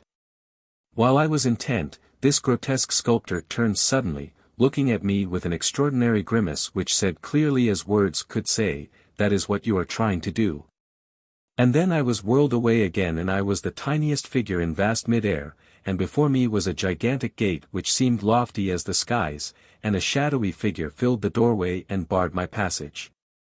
That is all I can remember, and I am forced by dreams like this to conclude there is a creator of such dreams within us, for I cannot suppose that anywhere in space or time a little ape sat on a cloud and tried to fashion it into planetary form. The creator of that vision was transcendent to the waking self and to the self which experienced the dream. For neither self took conscious part in the creation. The creator of that vision was seer into my consciousness in waking and in sleep, for what of the vision I remember was half a scorn of my effort and half a warning that my ambition was against natural law. The creator of that vision could combine forms and endow them with motion and life, for the vision was intellectual and penetrated me with its meaning. Is it irrational to assume so much? Or that the vision indicated a peculiar character in its creator, and that the ironic mood was not alien to it nor even humor? I am rather thankful to surmise this of a self which waves away so many of our dreams and joys, and which seems in some moods to be remote from the normal and terrible as the angel with the flaming sword pointing every way to guard the tree of life. In this dream some self of me, higher in the tower of our being which reaches up to the heavens, made objective manifestations of its thought. But there were moments when it seemed itself to descend, wrapping its memories of heaven about it like a cloth, and to enter the body, and I knew it as more truly myself than that which began in my mother's womb. And that it was antecedent to anything which had body in the world. Here I must return to those imaginations I had walking about the country roads as a boy, and select from these, as I have done from vision, things upon which the reason may be brought to bear. It is more difficult, for when there is divine visitation the mortal is made dark and blind with glory and, in its fiery fusion with the Spirit, reason is abased or bewildered or spreads too feeble a net to capture Leviathan. For often we cannot after translate to ourselves in memory what the Spirit said. Though every faculty is eager to gather what is left after the visitation, even as the rabble in Eastern legends scramble to pick up the gold showered in the passing of the king. By the time I was 17 or 18 my brain began to flicker with vivid images. I tried to paint these. And began with much enthusiasm a series of pictures which were to illustrate the history of man from his birth in the divine mind, where he glimmered first in the darkness of chaos in vague and monstrous forms, growing ever nigher to the human. To men beasts and men birds, until at last the most perfect form, the divine idea of man, was born in space. I traced its descent into matter, its conflict with the elements, and finally the series ended in a pessimistic fancy where one of our descendants millions of years hence, a minute philosopher, a creature less than 3 inches in height, sat on one of our gigantic skulls and watched the skies ruining back into their original chaos and the stars falling from their thrones on the height. Most of these pictures were only the fancies of a boy, but in considering one of the series I began to feel myself in alliance with a deeper consciousness. And that was when I was trying to imagine the apparition in the divine mind of the idea of the heavenly man. Something ancient and eternal seemed to breathe through my fancies. I was blinded then by intensity of feeling to the demerits of the picture, but I was excited in an extraordinary way over what I had done, and I lay awake long into the night brooding over it. I asked myself what legend I would write under the picture. Something beyond reason held me, and I felt like one who is in a dark room and hears the breathing of another creature, and himself waits breathless for its utterance, and I struggled to understand what wished to be said, and at last, while I was preternaturally dilated and intent, something whispered to me, "Call it the birth of Aeon." The word Aeon thrilled me, for it seemed to evoke by association of ideas, moods and memories most ancient, out of some ancestral life where they lay hidden.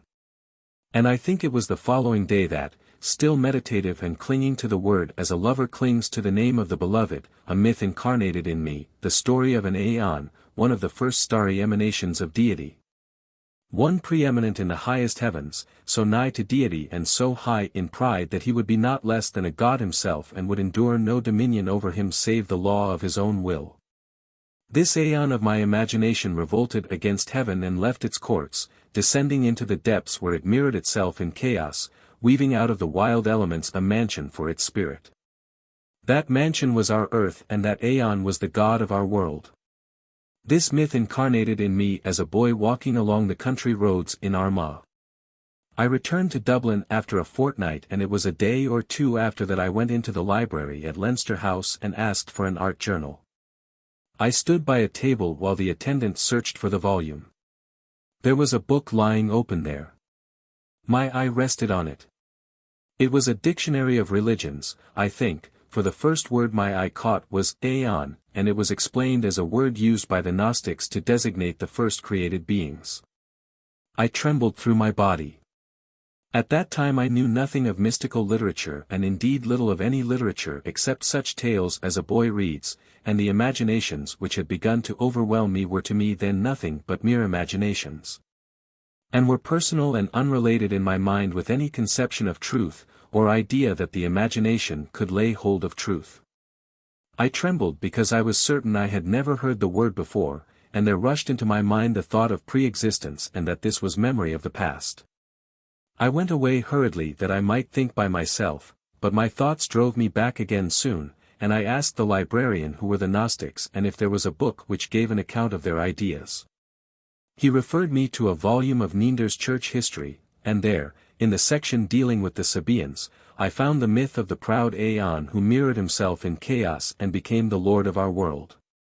I believed then, and still believe, that the immortal in us has memory of all its wisdom, or, as Keats puts it in one of his letters, there is an ancestral wisdom in man, and we can if we wish drink that old wine of heaven. This memory of the spirit is the real basis of imagination, and when it speaks to us we feel truly inspired, and a mightier creature than ourselves speaks through us.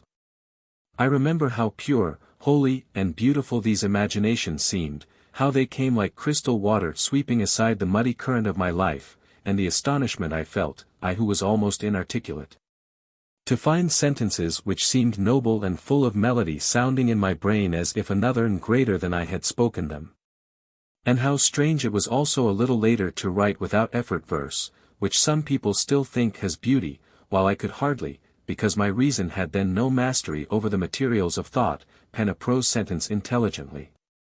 I am convinced that all poetry is, as Emerson said, first written in the heavens, that is, it is conceived by a self deeper than appears in normal life. And when it speaks to us or tells us its ancient story, we taste of eternity and drink the soma juice, the elixir of immortality.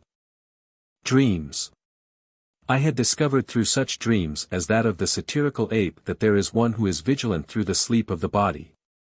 And I was led by other dreams to assume that in the heart of sleep there is an intellectual being moving in a world of its own and using transcendental energies. Most of the dreams we remember are chaotic, and these seem often to be determined in character by the accident which brings about our waking.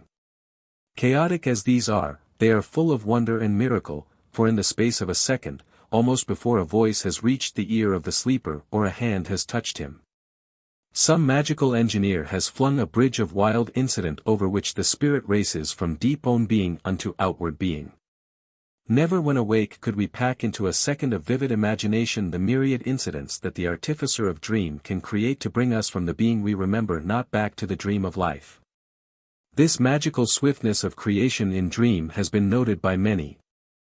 And those who have had experience of even the most nightmare happenings before waking must be led to surmise that within that blankness we call sleep there is a consciousness in unsleeping vigilance, and this being, which is unsleeping while the body sleeps, excites us to a curiosity as wild as ever led adventurer across uncharted seas. The ancient seers made earth-world, mid-world and heaven-world synonyms for three states of consciousness: waking, dreaming and deep sleep. But the dream state of the soul moving in the mid-world of which they spoke is an intellectual state, and its character is not easily to be guessed from that chaos of fancies we ordinarily remember and call our dreams, and which I think are not true dreams at all but rather a transitional state on the borderland. Like to the froth on the ocean fringes, where there are buffetings of air, churnings of sand, water and weed, while beyond is the pure deep. I had but slight experience of that loftier life in dream which to others I know was truer life than waking. But none can speak truly of the dreams or imaginations of others, but only of what themselves have known. In intensest meditation I think we encroach on that state which to the waking brain is veiled by sleep and is normally a blank. For in the highest dreams of which I retained memory I was on a plane of being identical with that reached in the apex of meditation and had perceptions of a similar order of things.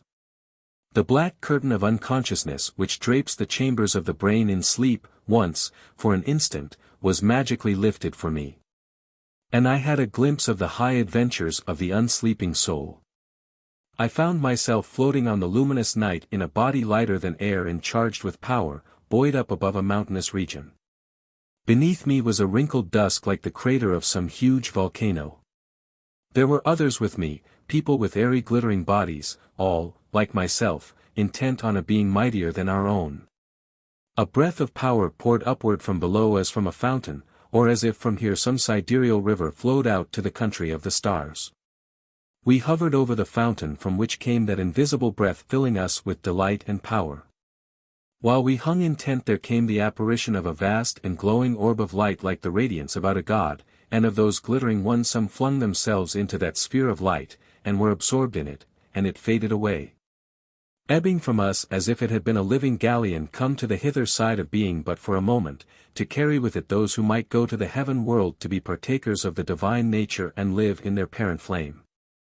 I could not cross with that Sharon, and I remembered no more, for the curtain of darkness which was magically lifted was again dropped over the chambers of the brain. But when I woke I was murmuring to myself, as if in interpretation, the words of the Apostle, "We all with open face beholding as in a glass the glory of the Lord are changed unto the same image from glory to glory." And I knew there were many at that mystery who would wake up again outcasts of heaven, and the God of this world would obliterate memory so that they would never know they had kept tryst with the Kabiri. Once before, not in dream but in meditation, there had broken in upon me such a light from the secret places. And I saw through earth as through a transparency to one of those centers of power, fountains out of Hecate, as they are called in the Chaldaic oracles, and which are in the being of earth. Even as in ourselves there are fiery centers undiscovered by the anatomist where thought is born or the will leaps up in flame. And then, and in the dream I have just told, and in that other vision of the heavenly city where I found myself among the shining ones, there seemed to be little of personal fantasy as there was in the dream of the ape. But I seemed to myself to be moving in a real nature which others also have moved in. And which was perhaps the sphere known also to that spiritual geographer who assured Socrates of a many-colored earth above this with temples wherein the gods do truly dwell. I do not wish now to urge this but only to draw the deductions any psychologist analyzing dream might draw from dreams not mystical in character. I may liken myself in my perception of that dream to a man in a dark hall so utterly lightless, so soundless, that nothing reaches him. And then the door is suddenly flung open, and he sees a crowd hurrying by, and then the door is closed and he is again in darkness.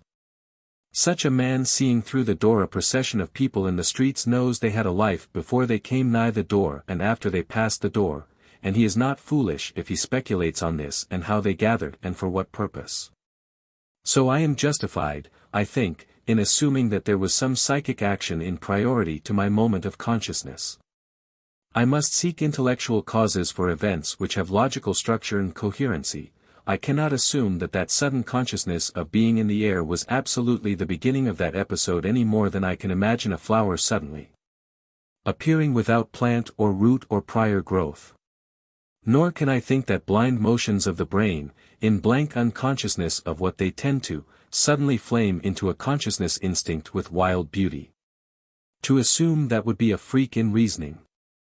I might with as much wisdom assume that if in the darkness I took my little son's box of alphabetical bricks, and scattered them about blindly, when the light was turned on I might find that the letters composed a noble sentence. I can reasonably take either of two possibilities, one being that the dream was self-created fantasy only, and the other that it was the mirroring in the brain of an experience of soul in a real sphere of being. But whether we assume one or other we postulate an unsleeping consciousness within ourselves while the brain is asleep, and that unsleeping creature was either the creator of the dream or the actor in a real event. Who is that unsleeping creature? Is it the same being who daily inhabits the brain? Does it rise up when the body sinks on the couch? Has it a dual life as we have when waking, when half our consciousness is of an external nature and half of subjective emotions and thoughts? Are part of our dreams internal fantasy and part perceptions of an external sphere of being? If I assume that the soul was an actor in a real event which was mirrored in the brain, why did I remember only one moment of the adventure? To see any being means that we are on the same plane.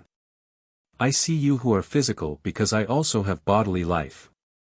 If I see an elemental being or a heavenly being it means that some part of me is on the same plane of being or substance. Had I by meditation and concentration evolved in myself some element akin to that breathed upward from the mystic fountain, and when the soul inhaled this fiery essence a rapport began between free soul and slumbering body, the circuit was complete. And sleeping and unsleeping being became one. On that hypothesis there were journeyings of the soul before and after the moment remembered. But the action in priority and in succession I could not remember because there was as yet no kinship in the brain to the mood of the unsleeping soul or to the deed it did. If the soul is an actor in deep sleep, seeing, hearing and moving in a world of real energies, then we are justified in assuming a psychic body within the physical, for to see, to hear, to move are functions of an organism however ethereal. Is it the shining of the psyche we perceive within ourselves when through aspiration the body becomes filled with interior light and consciousness is steeped in a brilliancy of many colors while the eyes are closed? Are we then like the half-evolved dragonfly who catches with the first cracking of its sheath a glimpse of its own gorgeous plumage? Was it this body the prophet spoke of when he said, "Thou hast been in Eden the garden of God, every precious stone was thy covering, thou wast upon the holy mountain of God, thou hast walked up and down amid the stones of fire"? And was this spiritual life lost to man because his heart was lifted up because of his beauty, and wisdom was corrupted by reason of its own brightness? If we brood over the alternative that the dream was self-begotten fantasy, no less must we make obeisance to the dreamer of dreams. Who is this who flashes on the inner eye landscapes as living as those we see in nature? The winds blow cool upon the body in dream, the dew is on the grass, the clouds fleet over the sky, we float in air and see all things from an angle of vision of which on waking we have no experience, we move in unknown cities and hurry on secret missions. It matters not whether our dream is a grotesque, the same marvelous faculty of swift creation is in it. We are astonished at nightmare happenings no less than at the lordliest vision, for we divine in the creation of both the same magical power. I cannot but think the gnat to be as marvelous as the bird of paradise, and these twain no less marvelous than the seraphim. The master of life is in all, and I am as excited with wonder at the creative genius shown in the wildest dream as in the most exalted vision. Not by any power I understand are these images created, but the power which creates them is, I surmise, a mightier self of ours, and yet our slave for purposes of its own. I feel its presence in all I do, think or imagine. It waits on my will. It is in the instant and marvelous marshalling of memories when I speak or write. Out of the myriad chambers of the soul where they lie in latency, 100 or 1,000 memories rise up, words, deeds, happenings, trivial or mighty, the material for thought or speech waiting in due order for use. They sink back silently and are again ready, at the least desire of the will they fly up to consciousness more swiftly than iron filings to the magnet. If I am wakened suddenly I surmise again that it is that enchanter who builds miraculously a bridge of incident to carry me from deep being to outward being. When thought or imagination is present in me, ideas or images appear on the surface of consciousness, and though I call them my thoughts, my imaginations, they are already formed when I become aware of them. The Indian sage Sankara says by reason of the presence of the highest self in us, the mind in us is moved as if moved by another than ourselves. Upon its presence depend all motions of body and soul. Could I embrace even the outer infinitude with the eye of the body, if it did not preside over the sense of sight, infinitude interpreting infinitude? It seems to wait on us as indifferently and as swiftly when the will in us is evil as when it is good. It will conjure up for us images of animalism and lust at the call of desire. It might speak of itself as the Lord spoke of himself to the prophet, from me spring forth good and evil. But if we evoke it for evil it answers with fading power, and we soon are unable to evoke it for good, for the evil we have called forth works for our feebleness and extinction. Or is there another an evil genie, a dark effigy of the higher also waiting on us as slave of our desires? I do not know. Was it of the higher it was said, Ask, and ye shall receive. Seek, and ye shall find. Knock, and it shall be opened to you. Can we by searching find out its ways? Can we come to an identity of ourselves with it? Again I do not know, but the more I ponder over this unsleeping being, the more do I feel astonished as Aladdin with lamp or ring, who had but to touch the talisman and a legion of genii were ready to work his will. To build up for him marvelous palaces in the twinkling of an eye, and to ransack for him the treasure houses of eternity. The architecture of dream. I have failed in my purpose if I have not made it clear that in the actual architecture of dream and vision there is a mystery which is not explained by speaking of suppressed desire or sex or any of those springs which modern psychologists surmise are released in dream. A mood may attract its affinities but it does not create what it attracts, and between anger and the definite vision of conflict there is a gulf as mysterious as there was between Aladdin's desire and the building of his marvelous palace. I desire a house, but desire does not build it. I design a house, but every line is drawn with full consciousness, and when I give the plan to the builder every brick is placed with full consciousness by the masons. No coherent architecture in city or dream arises magically by some unreason which translates bodiless desire into organic form. However swift the succession may be, in that second of time between desire and its visionary embodiment or fulfillment there must be space for intellectual labor, the construction of forms or the choice of forms, and the endowing of them with motion. A second to my brain is too brief a fragment of time for more than sight, but I must believe that to a more intense consciousness, which is co-worker with mine. That second may suffice for a glimpse into some pleroma of form for the selection of these and the unrolling of a vast pageantry.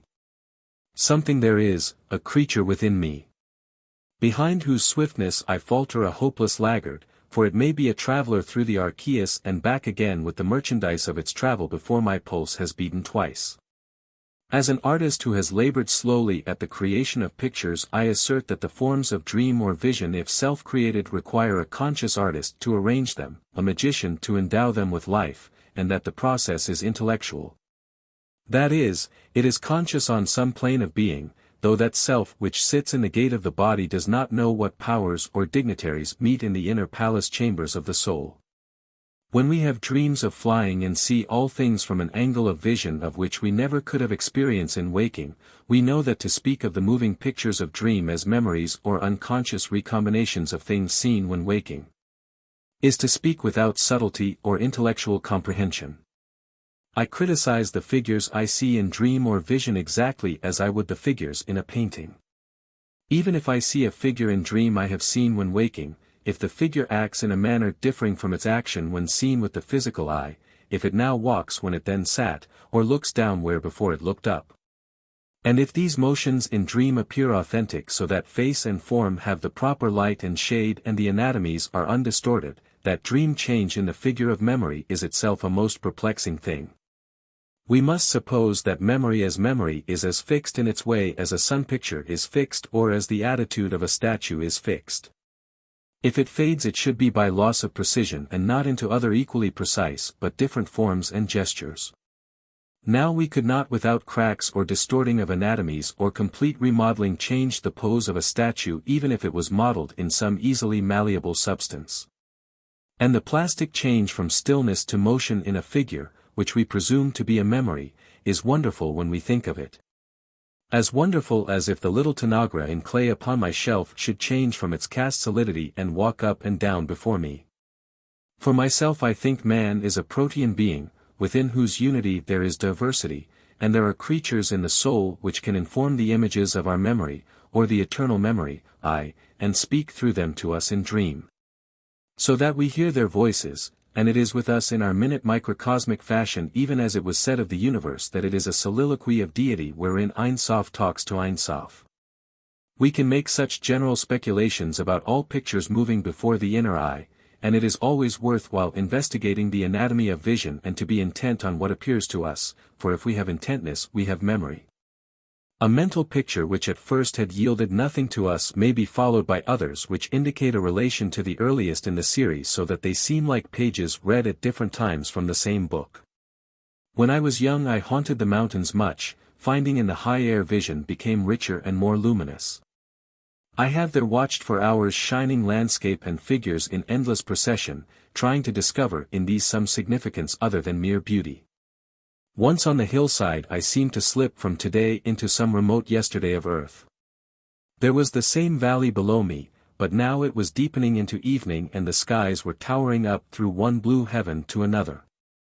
There was a battle in the valley and men reeled darkly hither and thither. I remember one warrior about whom the battle was thickest, for a silver star flickered above his helmet through the dusk.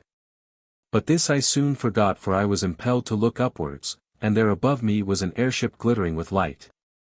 It halted above the valley while a man, grey-bearded, very majestic, his robes all starred and jewelled, bent over and looked down upon the battle.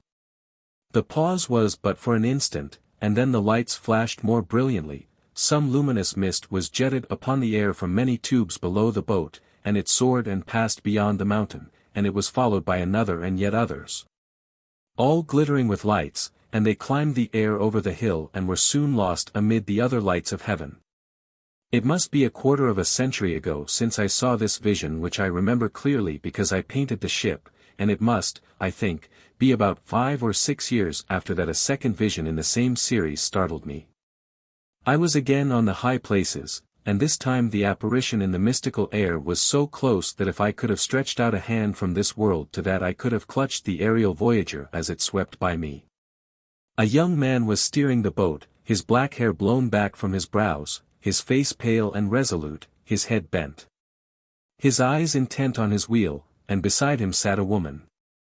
A rose-colored shawl speckled with golden threads drawn over her head. Around her shoulders, across her bosom and folded arms. Her face was proud as a queen's, and I long remembered that face for its pride, stillness, and beauty. I thought at the moment it was some image in the eternal memory of a civilization more remote than Atlantis, and I cried out in my heart in a passion of regret for romance passed away from the world. Not knowing that the world's great age was again returning and that soon we were to swim once more beneath the epic skies. After that at different times and places I saw other such aerial wanderers, and this I noted, that all such visions had a character in keeping with each other, that they were never mixed up with modernity. That they had the peculiarities by which we recognize civilizations as distinct from each other, Chinese from Greek or Egyptian from Hindu. They were the stuff out of which romance is made, and if I had been a storyteller like our great Standish O'Grady I might have made without questioning a wonder tale of the air, legendary or futurist. But I have always had as much of the philosophic as the artistic interest in what people call imagination, and I have thought that many artists and poets gave to art or romance what would have had an equal if not a greater interest as psychology. I began to ask myself where in the three times or in what realm of space these ships were launched. Was it ages ago in some actual workshop in an extinct civilization, and were these but images in the eternal memory? Or were they launched by my own spirit from some magical arsenal of being, and, if so, with what intent? Or were they images of things yet to be in the world, begotten in that eternal mind where past, present and future coexist, and from which they stray into the imagination of scientist, engineer or poet to be out-realized in discovery? Mechanism or song? I find it impossible to decide. Sometimes I even speculate on a world interpenetrating ours where another sun is glowing, and other stars are shining over other woods, mountains, rivers and another race of beings. And I know not why it should not be so. We are forced into such speculations when we become certain that no power in us of which we are conscious is concerned in the creation of such visionary forms. If these ships were launched so marvelously upon the visionary air by some transcendent artisan of the spirit, they must have been built for some purpose, and for what? I was not an engineer intent on aerial flight, but this is, I think, notable that at the moment of vision I seemed to myself to understand the mechanism of these airships, and I felt. If I could have stepped out of this century into that visionary bark, I could have taken the wheel and steered it confidently on to its destiny. I knew that the closing of a tube at one side of the bow would force the ship to steer in that direction, because the force jetted from the parallel tube on the other side, no longer balanced by an equal emission of power, operated to bring about the change. There is an interest in speculating about this impression of knowledge, for it might indicate some complicity of the subconscious mind with the vision which startled the eye. That knowledge may have been poured on the one while seeing was granted to the other. If the vision was imagination, that is if the airship was launched from my own spirit, I must have been in council with the architect, perhaps in deep sleep. If I suppose it was imagination, I am justified in trying by every means to reach with full consciousness to the arsenal where such wonders are wrought. I cannot be content to accept it as imagination and not try to meet the architect. As for these visions of airships and for many others, I have been unable to place them even speculatively in any world or any century, and it must be so with the imaginations of many other people.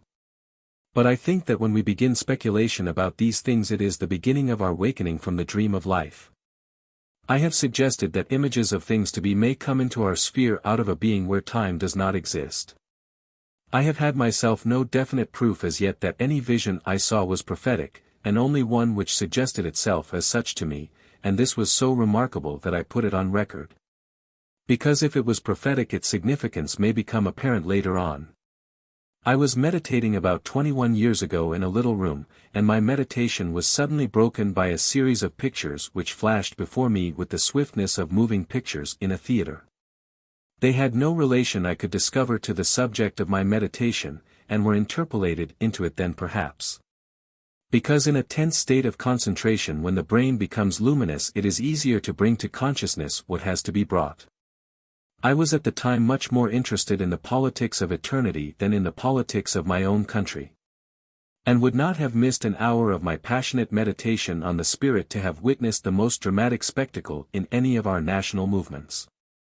In this meditation I was brought to a wooded valley beyond which was a mountain, and between heaven and earth over the valley was a vast figure aureoled with light, and it descended from that circle of light and assumed human shape, and stood before me and looked at me.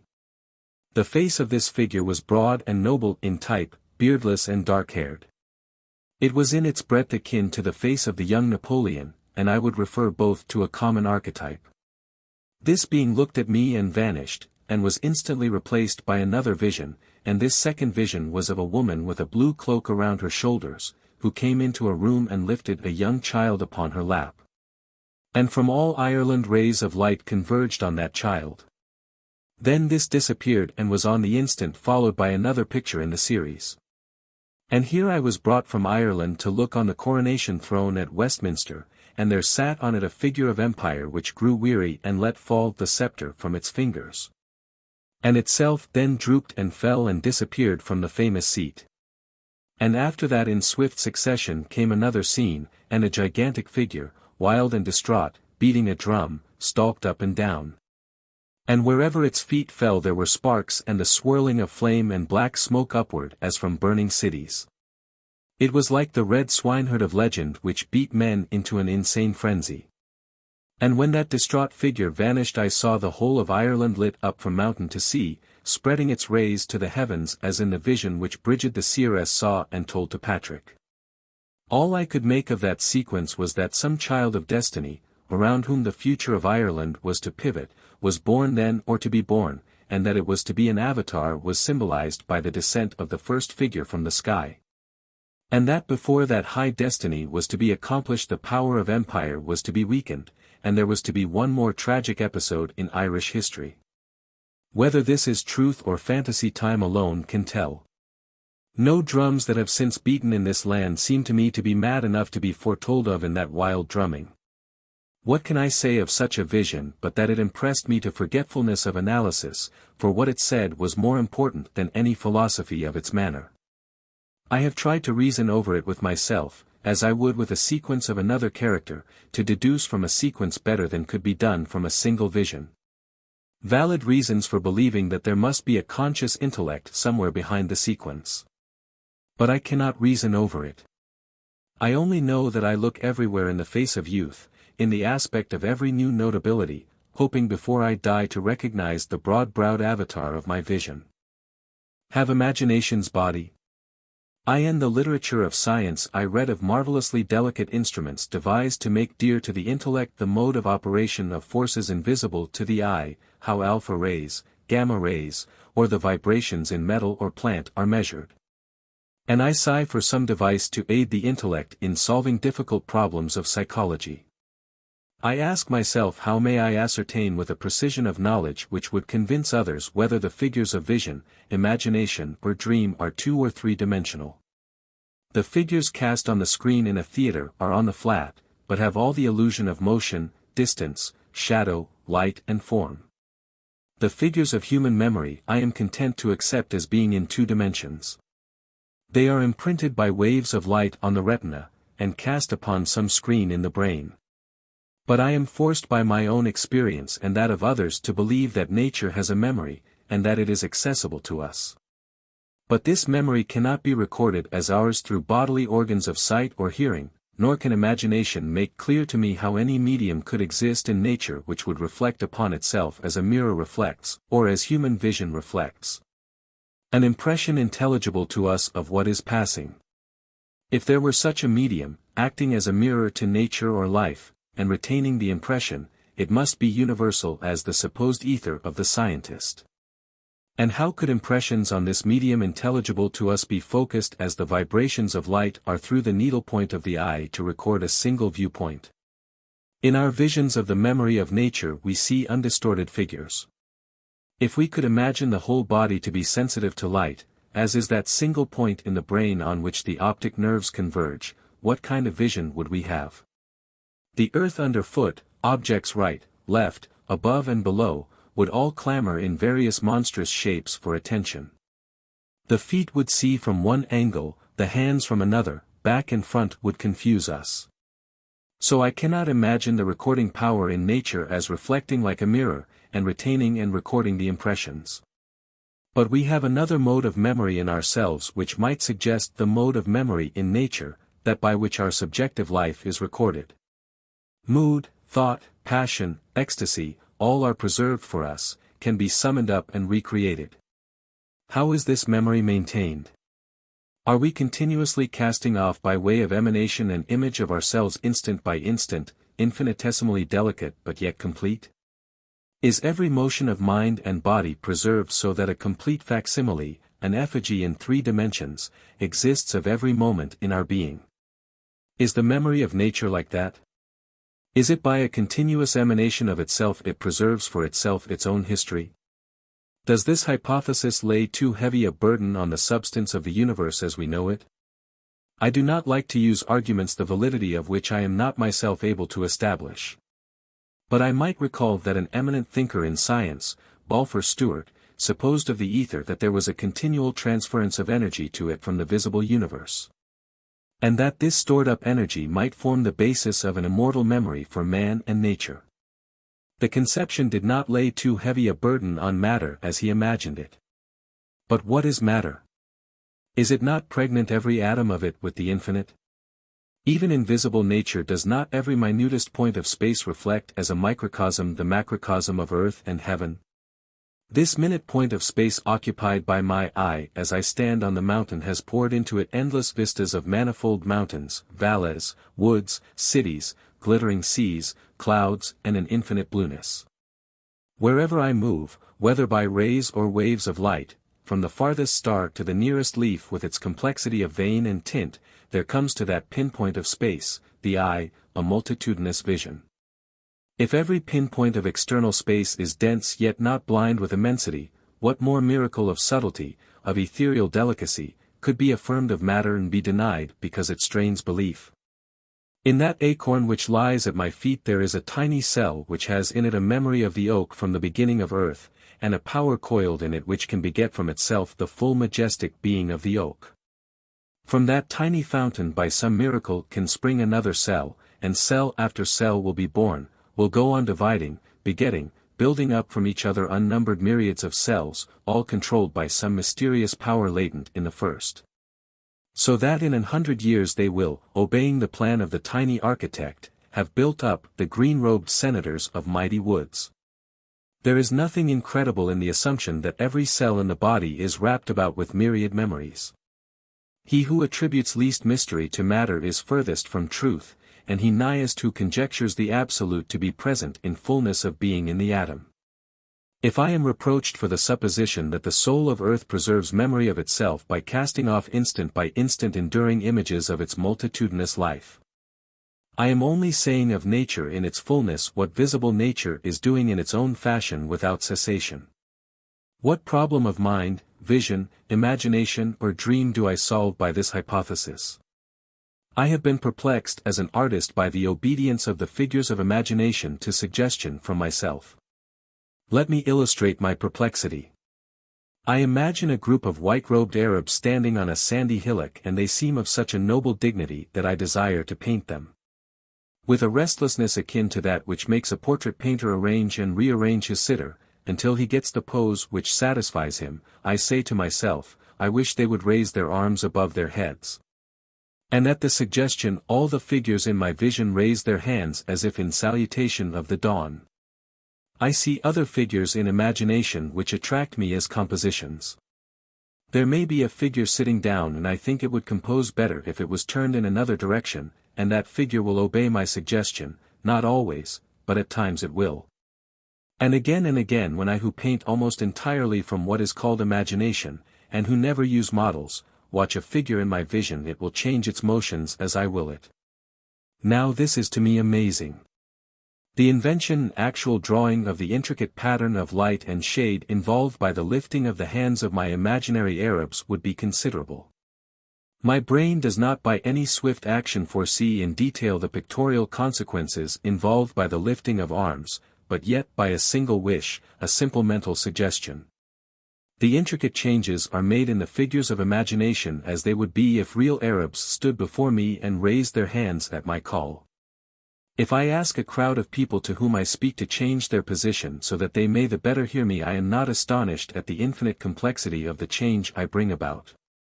Because I realize that the will in each one has mastery over the form by some miracle, and the message runs along nerve and muscle, and the simple wish brings about the complex change. But how do I lay hold of the figures in dream or imagination? By what miracle does the simple wish bring about the complex changes? It may now be seen why I asked for some means by which I might ascertain whether the forms in dream or imagination are 2 or 3-dimensional. If they are on the flat, if they are human memories merely, vibrations of stored-up sunlight fixed in some way in the brain as a photograph is fixed, the alteration of these by a simple wish involves incredibilities. I find Freud, referring to a dream he had, saying carelessly that it was made up by a combination of memories, but yet the architecture of the dream seemed to be coherent and not a patchwork. It had motion of its own. Wonderful. Indeed, that the wonder of what was written about so easily was not seen. How could we imagine even the mightiest conscious artistic intelligence, with seership into all the memories of a life, taking the vibrations which constituted this hand, and adjusting them to the vibrations which made that other arm? Or even taking the vibrations which registered a complete figure and amending these so that the figure moved with different gestures from the first gestures recorded as memory? If such a picture was made up even from life-size images, it would be a patchwork and the patches would show everywhere. But the dream figure or the figure of imagination will walk about with authentic motions and undistorted anatomies. Does not the effort to imagine such recombinations even by the mightiest conscious intellect involve incredibilities? At least it is so with the artist who watches form with a critical eye.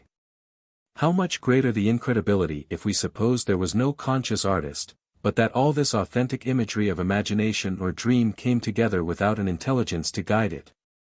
But how do we better matters if we assume that the figures in dream or imagination are 3-dimensional, and that they have actual body and organization however ethereal, delicate or subtle? If they are shadows or effigies emanated from living organisms, and are complete in their phantasmal nature within and without, it is possible to imagine life laying hold of them. It is conceivable that the will may direct their motions even as at a word of command soldiers will turn and march. That is why I suggest that the memory of nature may be by way of emanation or shadow of life and form. And why when we see such images they are not the monstrous complexities they would be if they were reflections on some universal ether spread everywhere, taking color from everything at every possible angle and remaining 2-dimensional. The hypothesis that everything in nature, every living being, is a continuous fountain of phantasmal effigies of itself would explain the way in which ruins build up their antique life to the eye of the seer. So that he sees the people of 1,000 years ago in their cities which are now desolate, and the dark-skinned merchants unrolling their bales in the market, and this is why they appear as someone has said. Thinking the thought and performing the deed. If we have access to such memories, and if they have organism within as well as without, can we not imagine will or desire of ours constraining them? Can we not imagine such forms swept into the vortex of a dreaming soul swayed by the sea of passion in which they exist and acting according to suggestion? And if we suppose that a deeper being of ours has wider vision than the waking consciousness, and can use the memories, not only of this plane of being, but of the forms peculiar to mid-world and heaven-world, this might help to solve some of the perplexities aroused in those who are intent and vigilant observers of their own dreams and imaginations. Continually in my analysis of the figures I see, I am forced to follow them beyond the transitory life I know and to speculate upon the being of the ever-living. I think there is no halfway house between the spiritual and the material where the intellect can dwell. And if we find we have our being in a universal life, we must alter our values, change all our ideas until they depend upon and are in harmony with that sole cause of all that is. Intuition. That sense of a divinity ever present in act or thought my words do not communicate. The ecstatic, half-articulate, with broken words, can make us feel the kingdom of heaven is within him. I choose words with reverence but speak from recollection, and one day does not utter to another its own wisdom. Our highest moments in life are often those of which we hold thereafter the vaguest memories. We may have a momentary illumination yet retain almost as little of its reality as ocean keeps the track of a great vessel which went over its waters. I remember incidents rather than moods, vision more than ecstasy. How can I now, passed away from myself and long at other labors, speak of what I felt in those years when thought was turned to the spirit, and no duty had as yet constrained me to equal outward effort? I came to feel akin to those ancestors of the Aryan in remote spiritual dawns when Earth first extended its consciousness into humanity. In that primal ecstasy and golden age was born that grand spiritual tradition which still remains embodied in Veda and Upanishad, in Persian and Egyptian myth, and which trails glimmering with color and romance over our own Celtic legends. I had but a faint glow of that which to the ancestors was full light. I could not enter that radiance they entered, yet earth seemed to me bathed in an ether of deity. I felt at times as one raised from the dead, made virginal and pure, who renews exquisite intimacies with the divine companions, with earth, water, air and fire. To breathe was to inhale magical elixirs. To touch earth was to feel the influx of power as with one who had touched the mantle of the Lord.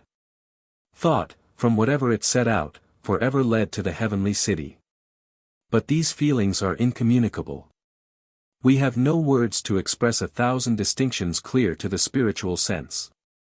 If I tell of my exaltation to another, who has not felt this himself, it is explicable to that person as the joy in perfect health, and he translates into lower terms what is the speech of the gods to men.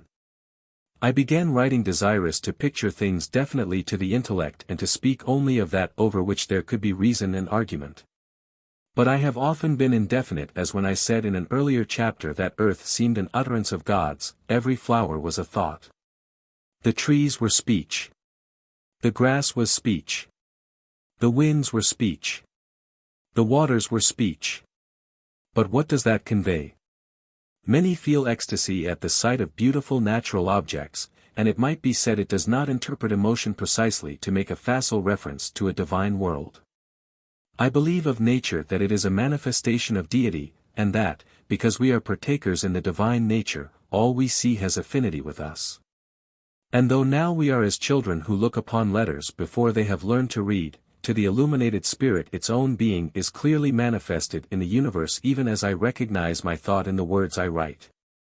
Everything in nature has intellectual significance, and relation as utterance to the thought out of which the universe was born, and we, whose minds were made in its image, who are the microcosm of the macrocosm, have in ourselves the key to unlock the meaning of that utterance. Because of these affinities the spirit swiftly by intuition can interpret nature to itself even as our humanity instinctively comprehends the character betrayed by the curve of lips or the mood which lurks within haunting eyes. We react in numberless ways to that myriad nature about us and within us. But we retain for ourselves the secret of our response, and for lack of words speak to others of these things only in generalities. I desire to be precise, and having searched memory for some instance of that divine speech made intelligible to myself which I could translate into words which might make it intelligible to others, I recollected something which may at least be understood if not accepted. It was the alphabet of the language of the gods. This was a definite exercise of intuition undertaken in order to evolve intellectual order out of a chaos of impressions and to discover the innate affinities of sound with idea, element, force, color and form. I found as the inner being developed it used a symbolism of its own. Sounds, forms and colors, which had an established significance in the complicated artifice of our external intercourse with each other, took on new meanings in the spirit as if it spoke a language of its own and wished to impart it to the infant psyche. If these new meanings did not gradually reveal an intellectual character, to pursue this meditation, to encourage the association of new ideas with old symbols would be to encourage madness. Indeed, the partial uprising of such ideas, the fact that a person associates a vowel with a certain color or a color with a definite emotion is regarded by some as indicating incomplete sanity. I tried to light the candle on my forehead to peer into every darkness in the belief that the external universe of nature had no more exquisite architecture than the internal universe of being.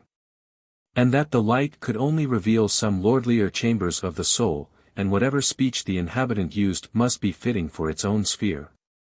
So I became a pupil of the spirit and tried as a child to learn the alphabet at the knees of the gods. I was led first to brood upon the elements of human speech by that whisper of the word aeon out of the darkness, for among the many thoughts I had at the time came the thought that speech may originally have been intuitive. I discarded the idea with regard to that word, but the general speculation remained with me, and I recurred to it again and again, and began brooding upon the significance of separate letters.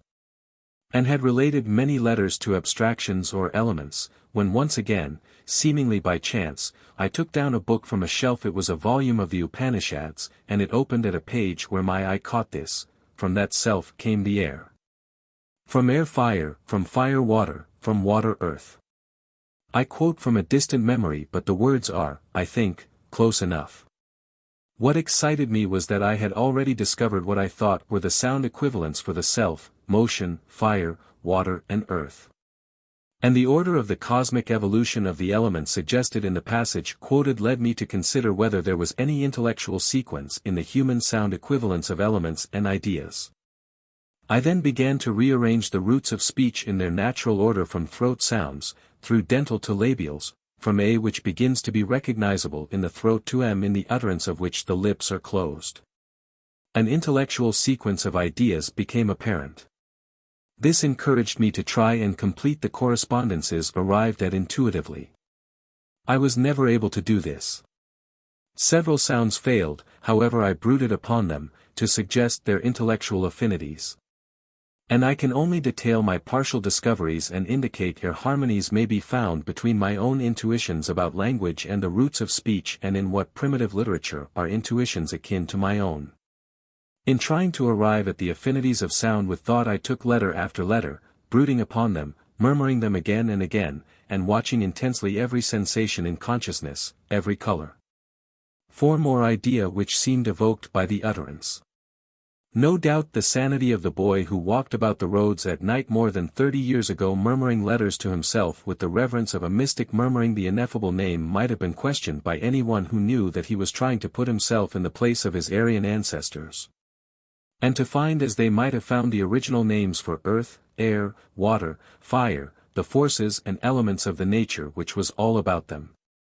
Even as in the myth in Genesis beings were named by the earliest man, so I invited the heavenly man to renew for me that first speech, and to name the elements as they were by those who looked up at the sky, and cried out the name of the fire in the sky from a God-given intuition.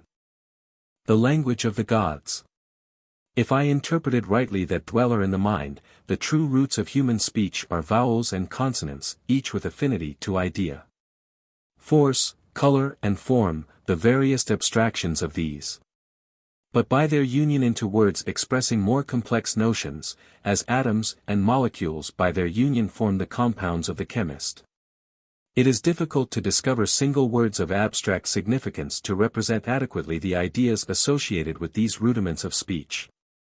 Every root is charged with significance, being the symbol of a force which is itself the fountain of many energies, even as primordial being when manifested rolls itself out into numberless forms, states of energy in consciousness. The roots of human speech are the sound correspondences of powers which in their combination and interaction make up the universe. The mind of man is made in the image of deity, and the elements of speech are related to the powers in his mind and through it to the being of the oversoul. These true roots of language are few, alphabet and roots being identical. The first root is A, the sound symbol for the self in man and deity in the cosmos. Its form equivalent is the circle. The second root is R, representing motion. Its color correspondence is red, and its form symbol is the line. Motion engenders heat, and the third root following the order from throat sounds to labials is H, the sound correspondence of heat. Its symbol is the triangle, and it has affinity with the color orange. Motion and heat are the begetters of fire, the sound equivalent of which is the root L, which in form is symbolized by lines radiating from a point as in this figure. L is fire, light or radiation. And it is followed in the series of roots by Y, which symbolizes the reaction in nature against that radiation of energy, It is the sound equivalent of binding, concentration or condensation. Matter in the cosmos is obeying the law of gravitation and gathering into fire mists preliminary to its knotting into suns and planets. The color affinity is yellow. In man it is will which focuses energy and concentrates it to a burning point for the accomplishing of desire. Its form symbol is representing a vortex or spiral movement inward, opposing in this the expansion or radiation implied in the root L. The root which follows Y is W, the sound symbol of liquidity or water. Its form is semilunar, and I think its color is green. We have now descended to earth, and with this descent comes dualism, and henceforth all the roots have companion roots. Primordial substance has lost its ethereal character and has settled into a solid or static condition. The two roots which express this are G and K. G is the symbol of earth, as K is of mineral, rock, crystal or hardness of any kind. I could discover with no certainty any color affinities for either of these roots, and about the forms I am also uncertain, though I was moved to relate G with the square and K with the square crossed by a diagonal. The twin roots next in the series are S and Z, and I can find no better words to indicate the significance of the first than impregnation, inbreathing or insouling. We have reached in evolution the stage when the one life breaks into myriads of lives, which on Earth finds its correspondence in the genesis of the cell. Z represents the multiplication, division or begetting of organism from organism. It is the outbreathing or bringing to birth of the seed which is sown. The form symbol of S is, I think, N of Z. I discovered no color affinities for either. The duality of roots succeeding this is TH and SH. The first is the sound equivalent of growth, expansion or swelling, and its twin root represents that state where the limit of growth in a particular form is reached and a scattering or dissolution of its elements takes place. In the vegetable world we might find an illustration in the growth and decay of a plant. After these twain come the duality of T and D. I found great difficulty in discovering words to express the abstractions related to these. Yet in meditating on them with reference to the T, I was continually haunted by the idea of individual action, movement or initiative, and I believe it refers to that state when life divorced from its old interior unity with the source of life, and, confined in a form, begins in its imagination of itself to be an ego, is in a state of outgoing, acts and looks outward, touches and tastes, while D represents the reverse side of that, its reaction or absorption inward to silence, sleep, immobility, abeyance. The form symbol T is and vaguely suggested itself to me as the symbol of D. There is a parallelism between T and TH as there is between D and SH, T representing movement of the thing by itself while TH represents growth or expansion merely. While D represents the more subjective sinking of a thing into abeyance of its powers as SH represents the external resolving of an organism into its elements. For the dualism of roots J and TCH my intuition failed utterly to discover correlations. And when I had placed the roots in their correct sequence and endeavored by intellect and reason to arrive at the logical significance these two might have in the series of sounds, I could never satisfy myself that I had come nigh to any true affinity, so I passed these by. The roots which follow are V and F, of which the first refers to life in water, to all that swims, while F is related to what lives in air and flies.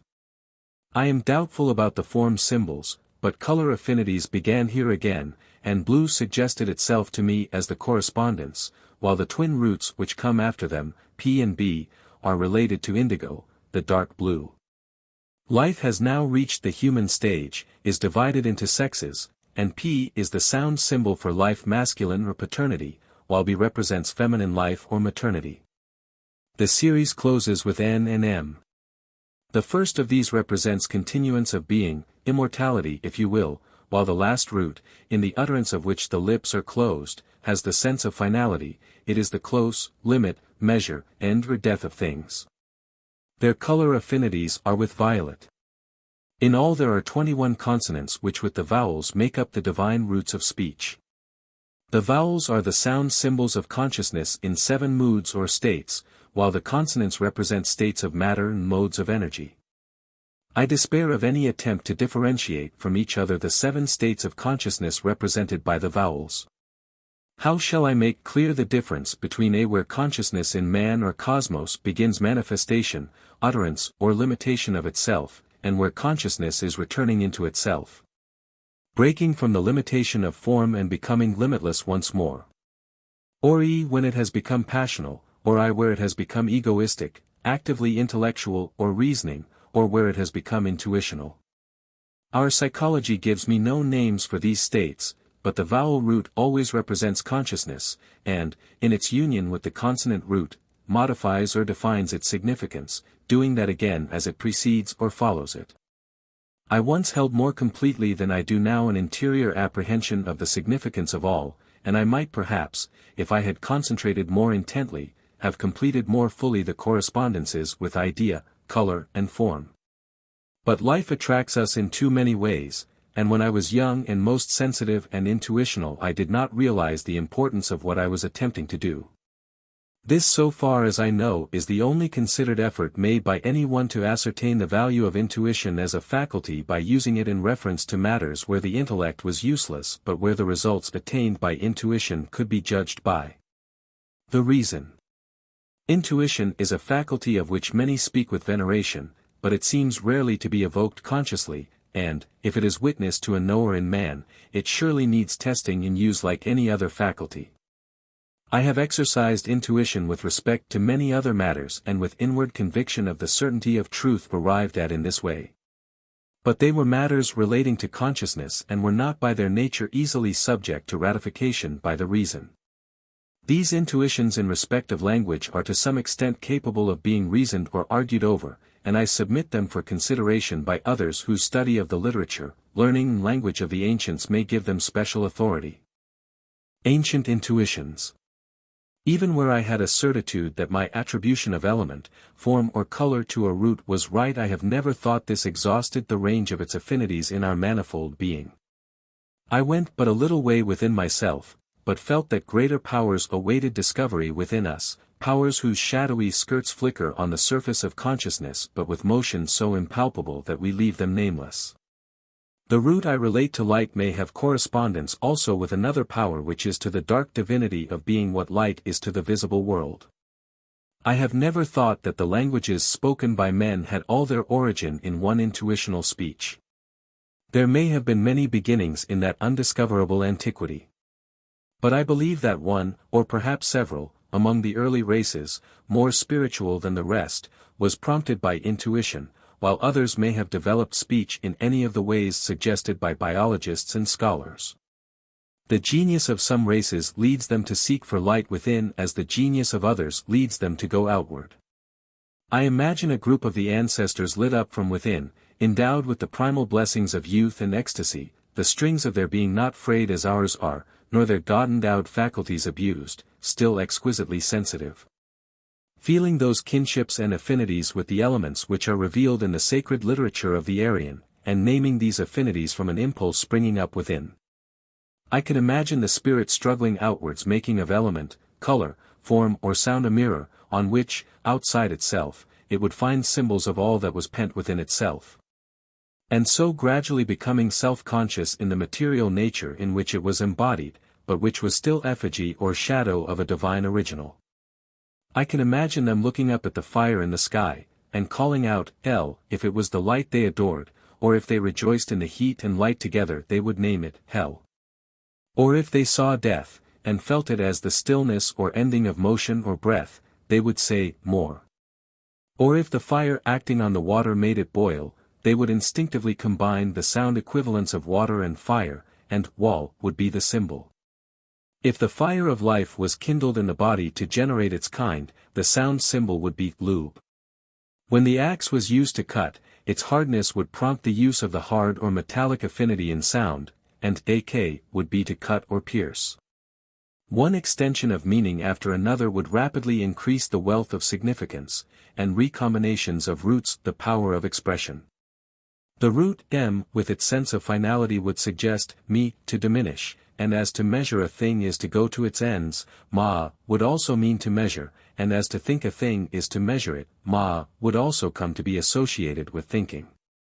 I had nearly all my correspondences vividly in mind before I inquired of friends more learned than myself what were the reputed origins of human speech, and in what books I could find whatever knowledge there was.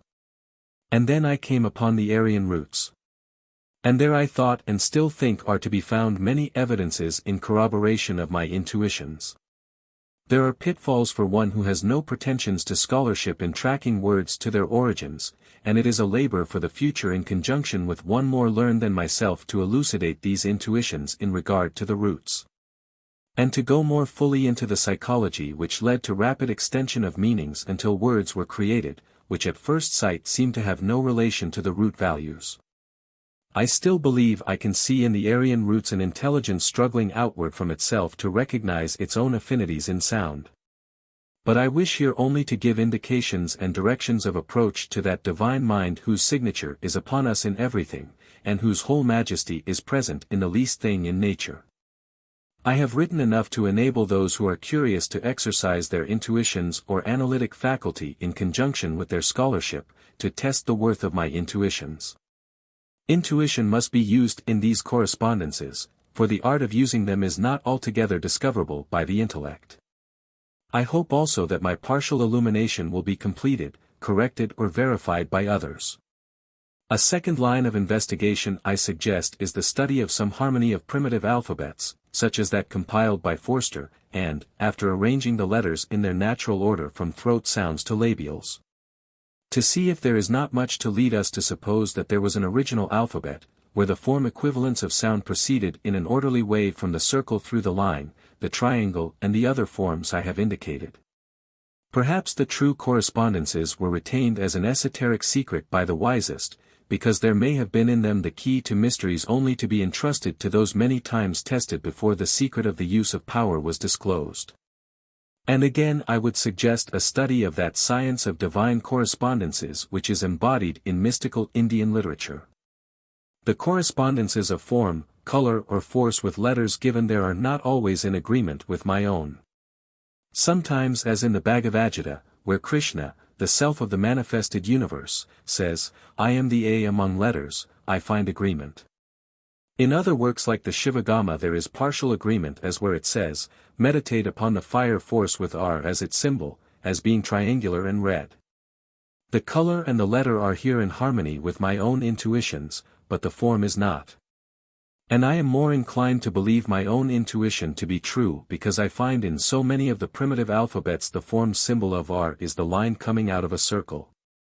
The water force is given in the same book a semilunar form as correspondence, but its sound symbol is given as V and not W. The earth force is given as quadrangular in form as I imagine it, but the color is yellow. I have not investigated the consonants in their attribution to the nervous system given in such books.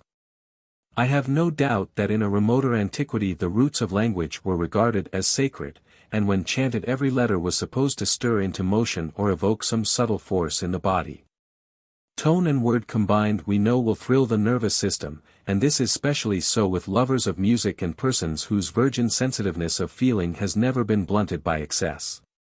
A word chanted or sung will start the wild fires leaping in the body, like hounds which hear their master calling them by name. And to those whose aspiration heavenward has purified their being there comes at last a moment when at the calling of the ineffable name the holy breath rises as a flame and the shadow man goes forth to become one with the ancestral self. What is obvious in that ancient literature is the belief in a complete circle of correspondences between every root sound in the human voice and elements, forms and colors, and that the alphabet was sacred in character. Intuitions which modern psychologists regard as evidence of decadence are found present in the literature of antiquity. The attributions sometimes are the same as mine. Sometimes they differ, but they suggest the same theory of a harmony of microcosm with macrocosm, and it is carried out so that every center in the body is named by the name of a divine power. It is only by a spiritual science we can recover identity, renew and make conscious these affinities. Life had other labors for me from which I could not escape, and I had not for long the leisure in which to reknit the ties between myself and the ancestral being. But while I still had leisure I experienced those meltings of the external into intelligible meanings. The form of a flower long brooded upon would translate itself into energies, and these would resolve themselves finally into states of consciousness, intelligible to me while I experienced them, but too remote from the normal for words to tell their story. I may have strayed for a moment into that garden of the divine mind where, as it is said in Genesis, he made every flower before it was in the field and every herb before it grew. My failure to find words to express what I experienced made me concentrate more intensely upon the relation of form and color to consciousness in the hope that analysis might make intellectual exposition possible. I do not wish to linger too long on the analysis I made. The message of nature is more important than the symbols used to convey it, and, in detailing these correspondences, I feel rather as one who reading Shelley's Hymn of Pan, ignored all that ecstasy and spoke merely of spelling or verse structure.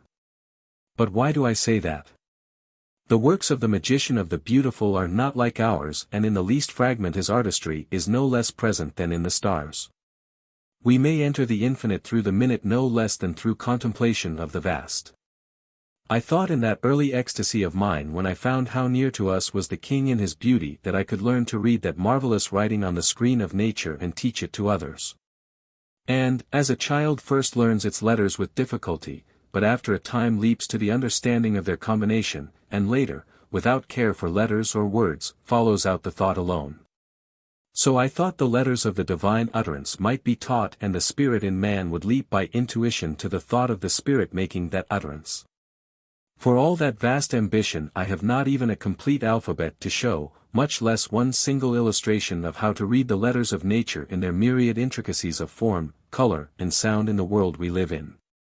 But I believe that vision has been attained by the seers, and we shall all at some time attain it, and, as is said in the Divine Shepherd of Hermes, it shall meet us everywhere, plain and easy, walking or resting, waking or sleeping.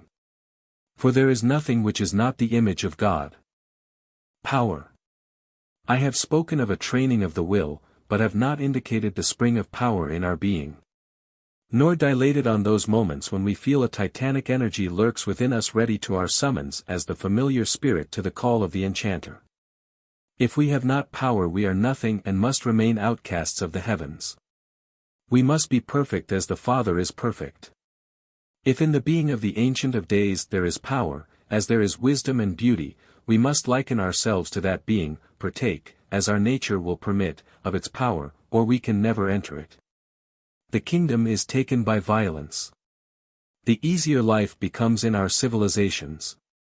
The remoter we are from nature, the more does power ebb away from most of us. It ebbs away for all but those who never relax the will but sustain it hour by hour. We even grow to dread the powerful person because we feel how phantasmal before power are beauty and wisdom, and indeed there is no true beauty or wisdom which is not allied with strength.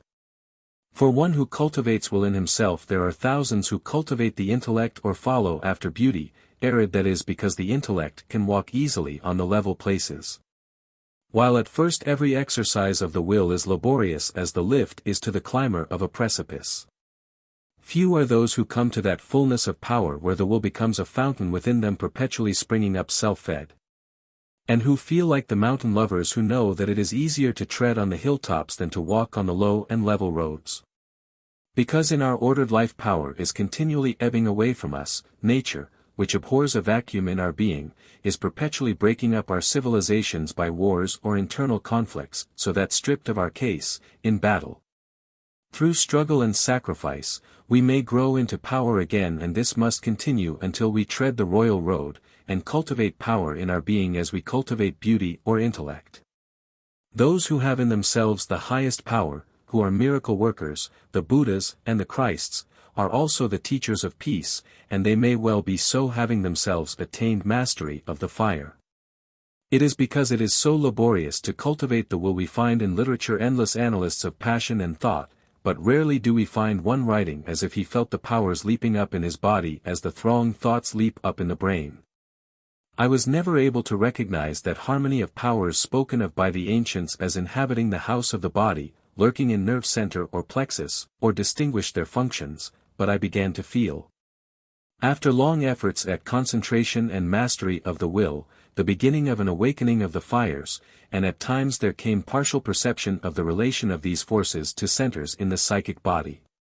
I could feel them in myself, and sometimes see them, or the vibration or light of them, about others who were seekers with myself for this knowledge. So that the body of a powerful person would appear to be throwing out light in radiation from head or heart, or plumes of fire would rise above the head jetting from fountains within, apparitions like wings of fire, plumes or feathers of flame. Or dragon-like crests, many-colored. Once at the apex of intensest meditation I awoke that fire in myself of which the ancients have written, and it ran up like lightning along the spinal cord, and my body rocked with the power of it. And I seemed to myself to be standing in a fountain of flame, and there were fiery pulsations as of wings about my head, and a musical sound not unlike the clashing of cymbals with every pulsation. And if I had remembered the ancient wisdom I might have opened that eye which searches infinitude. But I remembered only, in a half-terror of the power I had awakened, the danger of misdirection of the energy, for such was the sensation of power that I seemed to myself to have opened the seal of a cosmic fountain. So I remained contemplative and was not the resolute guider of the fire. And indeed this rousing of the fire is full of peril. And woe to him who awakens it before he has purified his being into selflessness, for it will turn downward and vitalize his darker passions and awaken strange frenzies and inextinguishable desires. The turning earthward of that heaven-born power is the sin against the holy breath, for that fire which leaps upon us in the ecstasy of contemplation of deity is the holy breath, the power which can carry us from earth to heaven. It is normally known to man only in procreation, but its higher and mightier uses are unknown to him. Even though in our scriptures it is said of it that it gives to this man vision or the discerning of spirits, and to that poetry or eloquence, and to another healing and magical powers, it remains for most a myth of the theologians. And is not mentioned by any of our psychologists, though it is the fountain out of which is born all other powers in the body and is the sustainer of all our faculties. Normally I found this power in myself, not leaping up titanically as if it would storm the heavens, but a steady light in the brain, the candle upon the forehead, and it was revealed in ecstasy of thought or power in speech. And in a continuous welling up from within myself of intellectual energy, vision, or imagination. It is the afflatus of the poet or musician. As an ancient scripture says of it, the illuminator is the inspirer of the poet, the jeweler, the chiseler, and all who work in the arts. It is the Promethean fire, and only by mastery of this power will man be able to ascend to the ancestral paradise. Again and again I would warn all who read of the danger of awakening it, and again I would say that without this power we are as nothing. We shall never scale the heavens, and religions, be they ever so holy, will never open the gates to us, unless we are able mightily to open them for ourselves and enter as the strong spirit who cannot be denied. This power might cry of itself to us. My kinsmen are they, beauty, wisdom, love. But without me are none may dare to climb to the ancestral light that glows above its mirrored lights in time. King have I been and foe in ages past. None may escape me. I am foe until there shall be for the spirit forged at last the high unshakable will. Fear, I will rend you. Love, I make you strong. Wed with my might the beautiful and wise. We shall go forth at last, a Titan throng, to storm his paradise. The memory of the spirit. Hy Brazil, Ildathac, the lands of immortal youth which flush with magic the dreams of childhood, for most sink soon below far horizons and do not again arise. For around childhood gather the wizards of the darkness and they baptize it and change its imagination of itself as in the Arabian tales of enchantment men were changed by sorcerers who cried, "Be thou beast or bird." So by the black art of education is the imagination of life about itself changed, and one will think he is a worm in the sight of heaven, he who is but a god in exile. And another of the children of the king will believe that he is the offspring of animals. What palaces they were born in, what dominions they are rightly heir to, are concealed from them as in a fairy tale the stolen prince lives obscurely among the swineherds. Yet at times men do not remember, in dream and in the deeps of sleep, they still wear scepter and diadem and partake of the banquet of the gods. The gods are still living. They are our brothers. They await us. They beckon us to come up to them and sit upon equal thrones. To those who cry out against romance I would say, you yourself are romance. You are the lost prince herding obscurely among the swine. The romance of your spirit is the most marvelous of stories. Your wanderings have been greater than those of Ulysses. You have been bird of paradise and free of immensity, and you have been outcast and wingless, huddled under the rocks and despairing of the heavens. If you will but awaken the inner sight, high Brazil, Ildathac, all the lands of immortal youth will build themselves up anew for you no longer as fantasy but in vivid actuality. Earth will become magical and sweet as ever. You will be drunken with beauty. You may see the fiery eyes of the Cyclops wandering over the mountains and hear the bell branch shaken, the sound that summons the spirit home. From long pondering I have come to believe in the eternity of the spirit and that it is an inhabitant of many spheres, for I know not how otherwise I can interpret to myself the myriad images that as memories or imaginations cling to it. Following it into the body as birds follow the leader in the migratory flock. Looking back on that other life which began to dominate this, there are 1,000 things I cannot understand, except I believe that for myself and for all of us there has been an eternity of being and that many spheres are open to us. If these images are not earthborn, from what land, elfland, heaven world or god world, do they come? I have chosen but a few images out of many to explain why I think our dreams and visions come often in all completeness into our sphere out of other spheres of being and are not built up from memories of earth.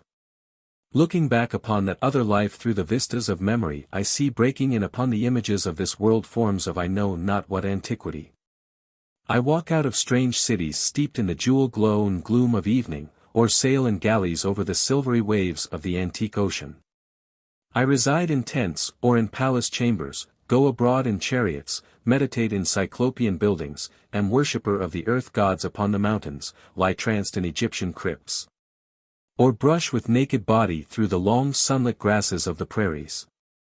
Endlessly the procession of varying forms goes back into remote yesterdays of the world. How do these self-conceptions spring up? How are they clothed with the state of ancient civilizations? If when I perceived them they were the newest things in the world, and the images were minted that instant by the imagination, out of what treasury of design came the fitting scenery, the always varied buildings, garments and setting of wood? Plain or mountain? Are they not rather, I ask myself, memories of the spirit incarnated many times? And if so, again I ask myself, is it only on earth there has been this long ancestry of self? For there is another self in me which seemed to know not the world but revealed itself to the listening bodily life in cosmic myths, in remote legends of the children of darkness and the children of light, and of the revolt against heaven. And another self seemed to bring with it vision or memory of elemental beings, the shining creatures of water and wood, or who break out in opalescent color from the rocks or hold their court beneath the ponderous hills. And there was another self which was akin to the gloomy world of the shades, but recoiled shuddering from them. And there was yet another self which sought out after wisdom, and all these other selves and their wisdom and memories were but tributary to it. The gates of sleep too were often thronged with fleeting presences as I sank into unconsciousness, or was outcast from that innermost being when waking, and I saw but for an instant back into the profundity. And at times it appeared to the imagination as the gate of Eden. With dreadful faces thronged and fiery arms. Out of what sphere came that being taller and mightier than human, whose body seemed wrought out of flame and whose eyes had the stillness of an immortal, and who seemed to gaze at me out of eternity as I waked in the night? It was so lofty and above humanity that I seemed to myself to be less than an insect, though something in me cried out to it in brotherhood, and I knew not whether I had fallen from its height, or was a lost comrade lagging far behind in time who should have been equal and companion but was too feeble to rise to such majesty.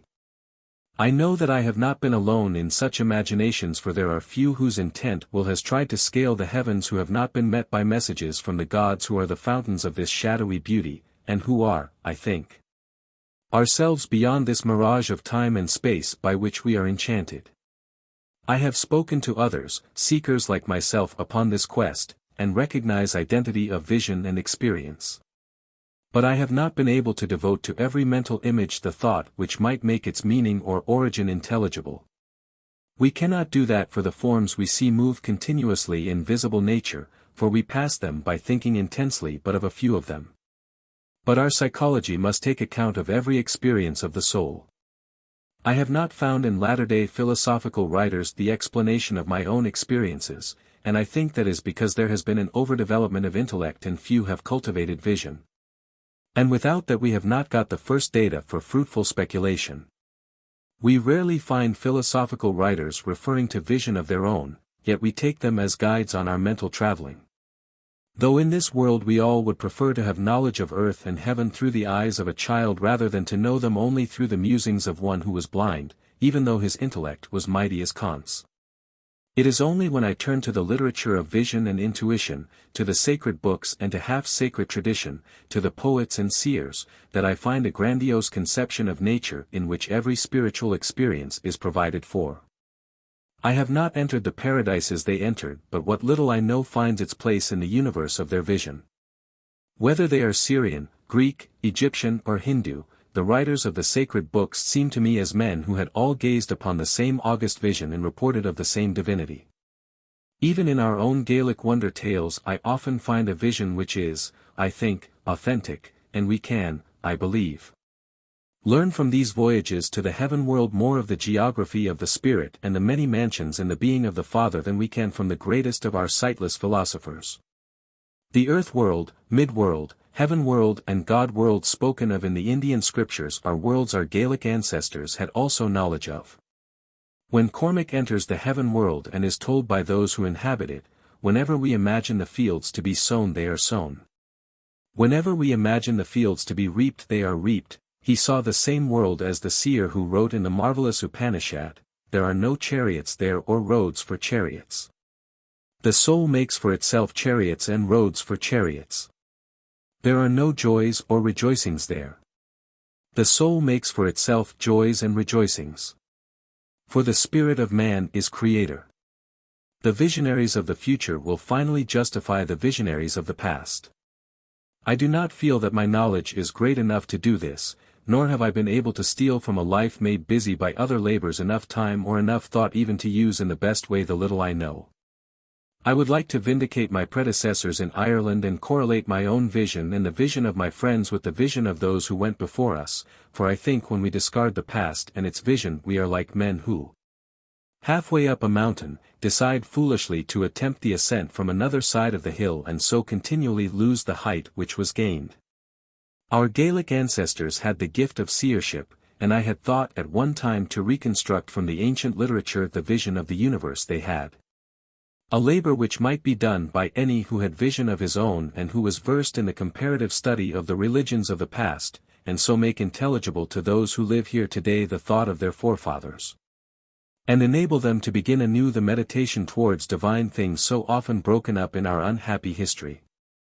All literature tends to produce a sacred book by an evolution of thought of the highest minds building one upon another. A literature so continually imaginative, visionary, and beautiful as the Gaelic would, I do not doubt, have culminated in some magnificent expression of the spirit if life had not been drawn from central depths to surfaces by continuous invasions. I think that meditation is beginning anew, and the powers which were present to the ancestors are establishing again their dominion over the spirit.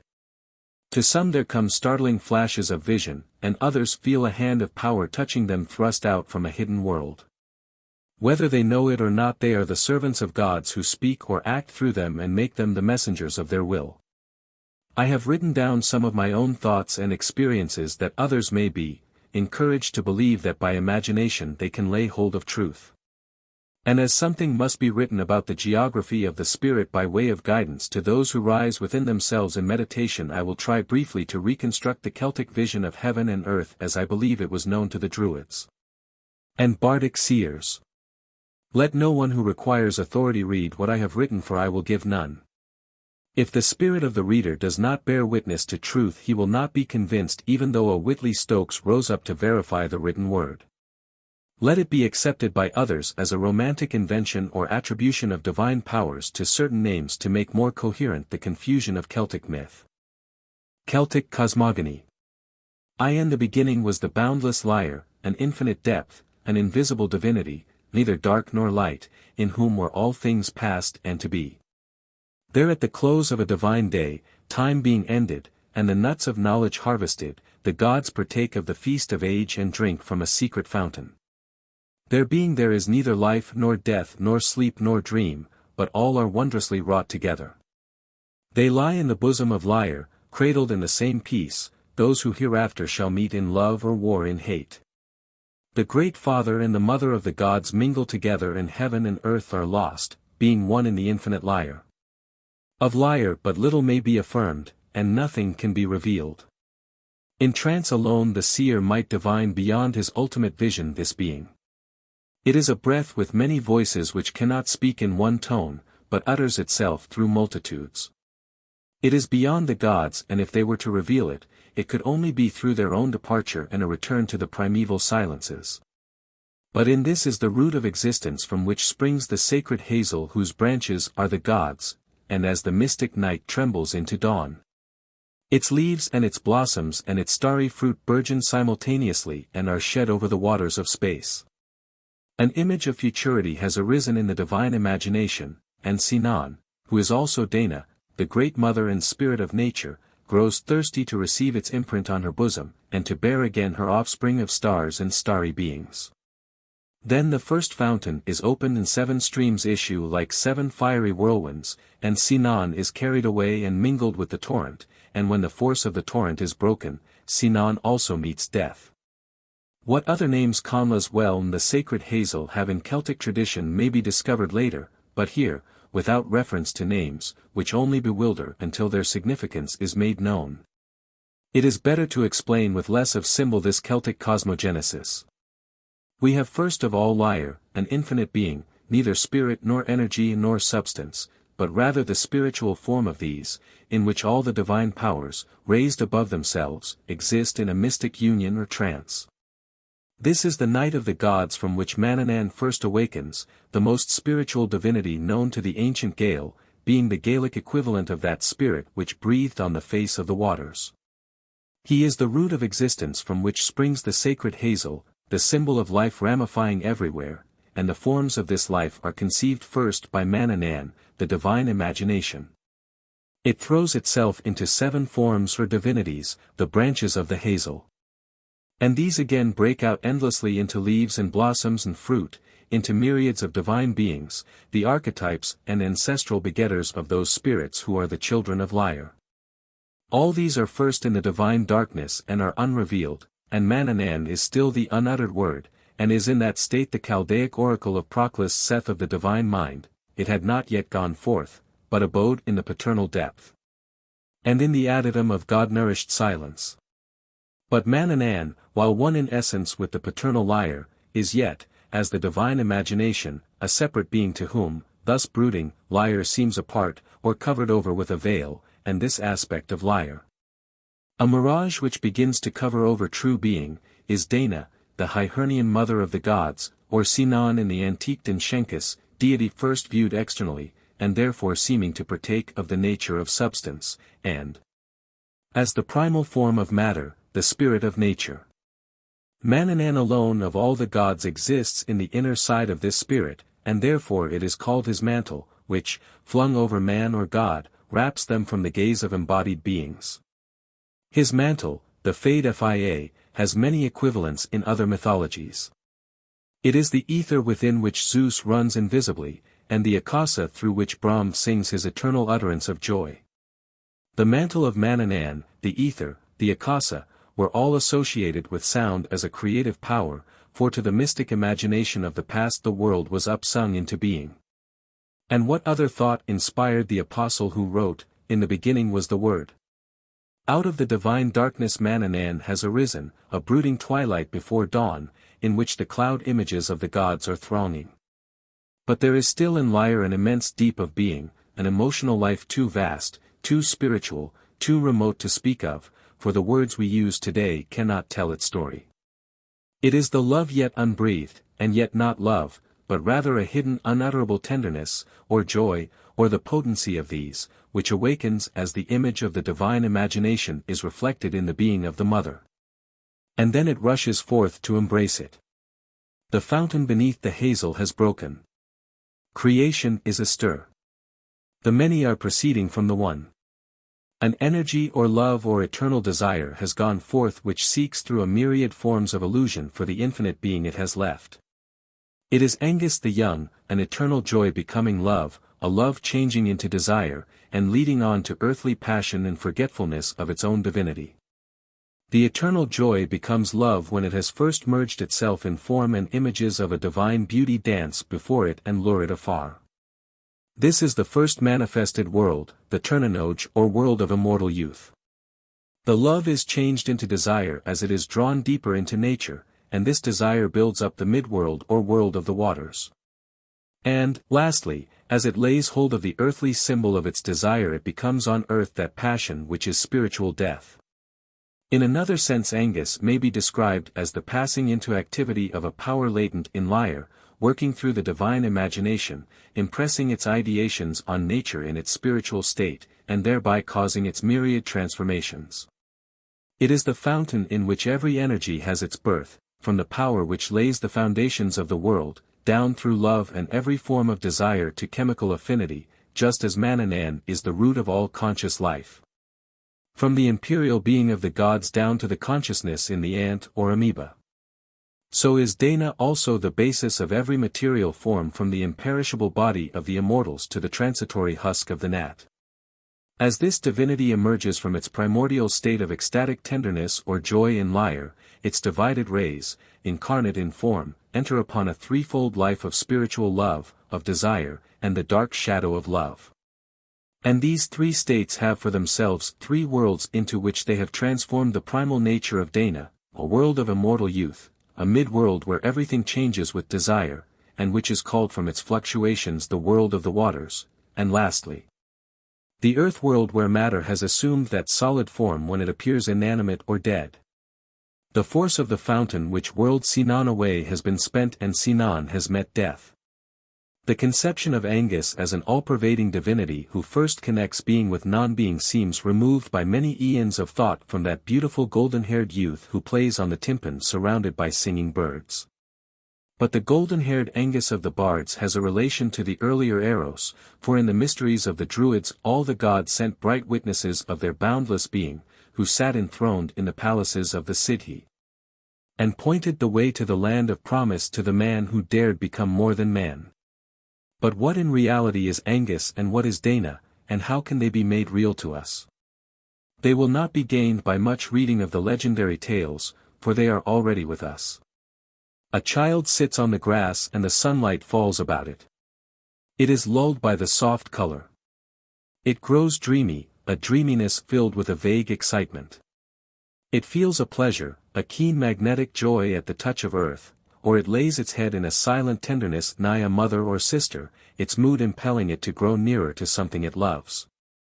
That tenderness in the big dreamy heart of childhood is Angus, and the mother love it divines is Dana. And the form which these all-pervading divinities take in the heart of the child and the mother, on the one side desire, on the other a profound tenderness or pity, are nearest of all the moods of earth to the first love and the mighty mother. And through them the divine may be vaguely understood.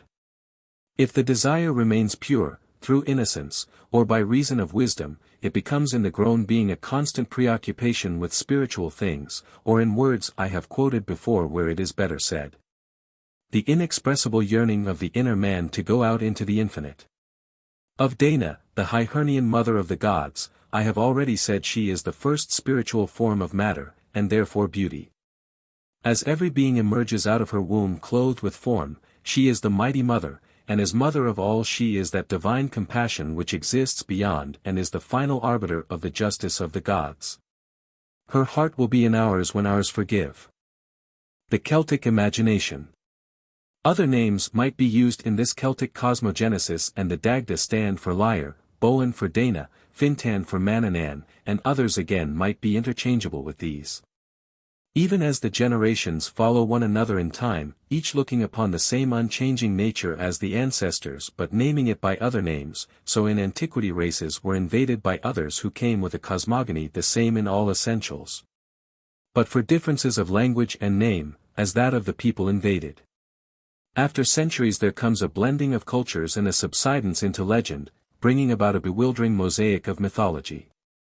The unity of primeval vision is broken up in the prism of literature. Deities grow in number in the popular imagination and coexist there, who in truth, if their spiritual ancestry was known, were but varying names for one divine being. There are several mythologies in Irish legend, the figures of which are made contemporary with each other by the later poets, and while it might be of interest to scholars to disentangle these and relate each deity to its proper cycle, only the vision of the universe which underlay them all is of real importance. That spiritual overworld our Gaelic ancestors beheld was in essentials the same as the overworld revealed in the sacred books. And in the wonder tales of the Gael we find a great secular corroboration of sacred literature and of half-sacred philosophy such as Plato utters through the lips of Socrates. Earth, mid-world, heaven-world, and the great deep of deity they knew as they are expounded in the Upanishads.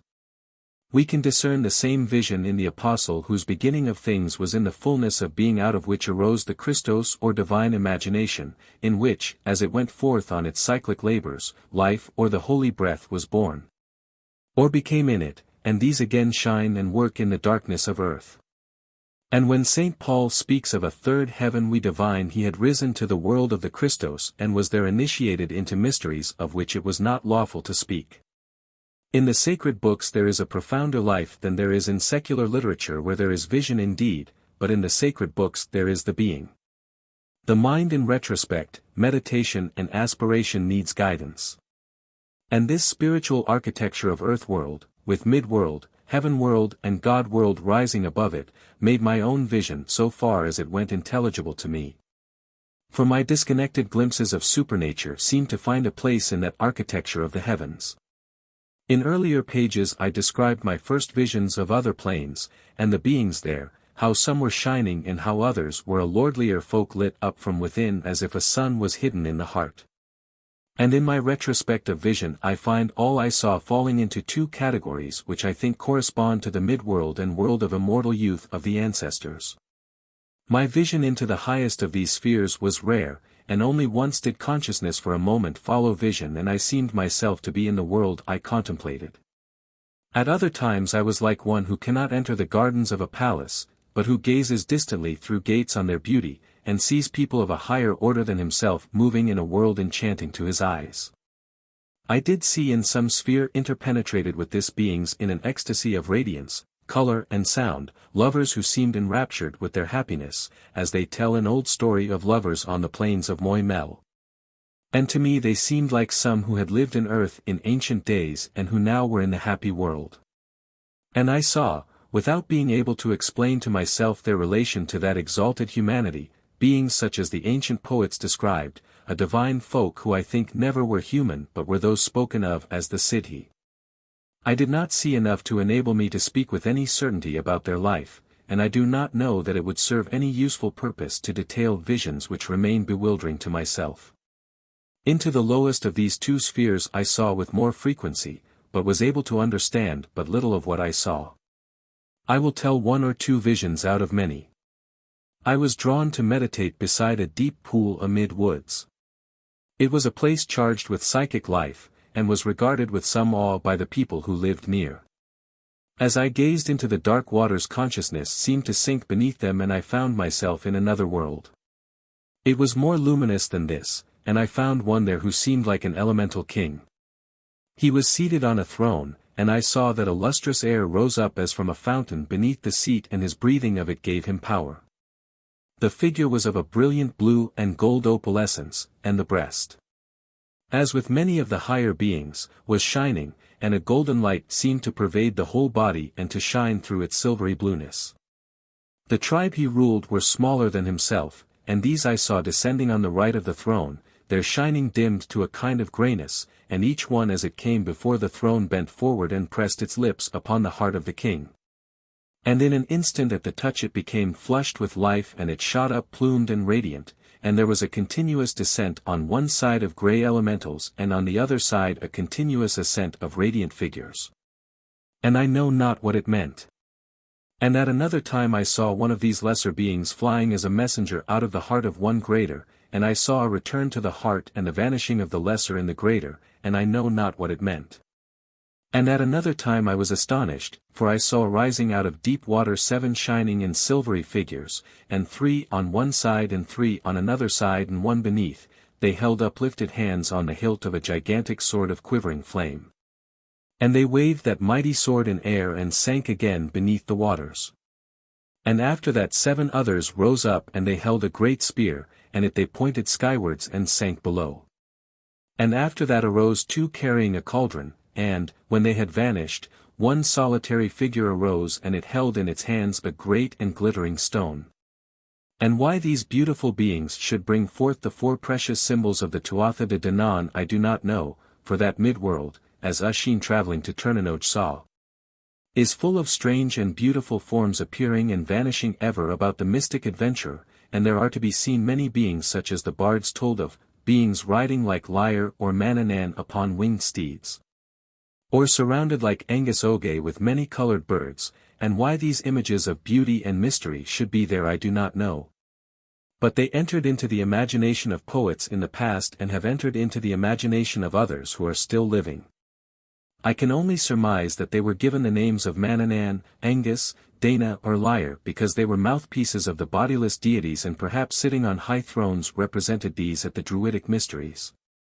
And when the mortal came to be made immortal they spoke to him each out of their peculiar wisdom. In myself as in others I know they awakened ecstasy. To one who lay on the mound which is called the Brew on the Boyne a form like that the bards speak of Angus appeared, and it cried, "Can you not see me? Can you not hear me? I come from the land of immortal youth." And I, though I could not be certain of speech, found the wild words flying up to my brain interpreting my own vision of the god, and it seemed to be crying to me, "Oh, see our sun is dawning for us, ever dawning, with ever youthful and triumphant voices. Your sun is but a smoky shadow, ours the ruddy and eternal glow. Your fire is far away, but ours within our hearts is ever living and through wood and wave is ever dawning on adoring eyes. My birds from purple fiery plumage shed the light of lights. Their kisses wake the love that never dies and leads through death to me. My love shall be in thine when love is sacrifice." I do not believe that either to myself or my friend were such words spoken, but the whole being is lifted up in vision and overmastered.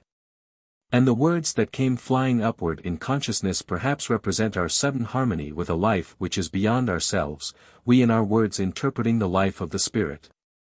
Some interpret the spirit with sadness and some with joy, but in this country I think it will always cry out its wild and wondrous story of immortal youth and will lead its votaries to a heaven where they will be drunken with beauty. What is all this? Poetry or fantasy? It has visited thousands in all ages and lands, and from such visions have come all that is most beautiful in poetry or art.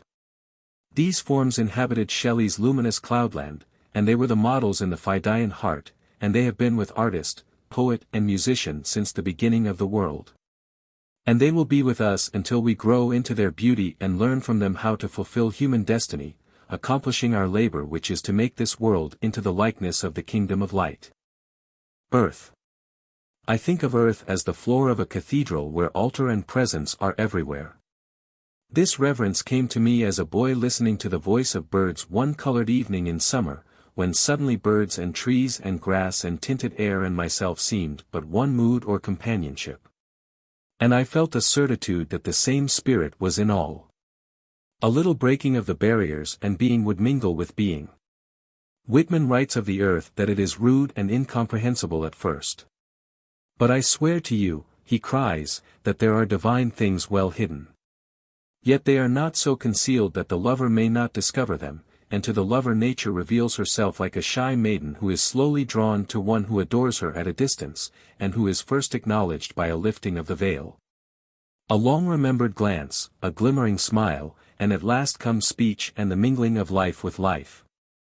So the lover of earth obtains his reward, and little by little the veil is lifted of an inexhaustible beauty and majesty. It may be he will be tranced in some spiritual communion, or will find his being overflowing into the being of the elements, or become aware that they are breathing their life into his own. Or earth may become on an instant all fairy to him, and earth and air resound with the music of its invisible people. Or the trees and rocks may waver before his eyes and become transparent, revealing what creatures were hidden from him by the curtain, and he will know as the ancients did of Dryad and Hamadryad, of genii of wood and mountain.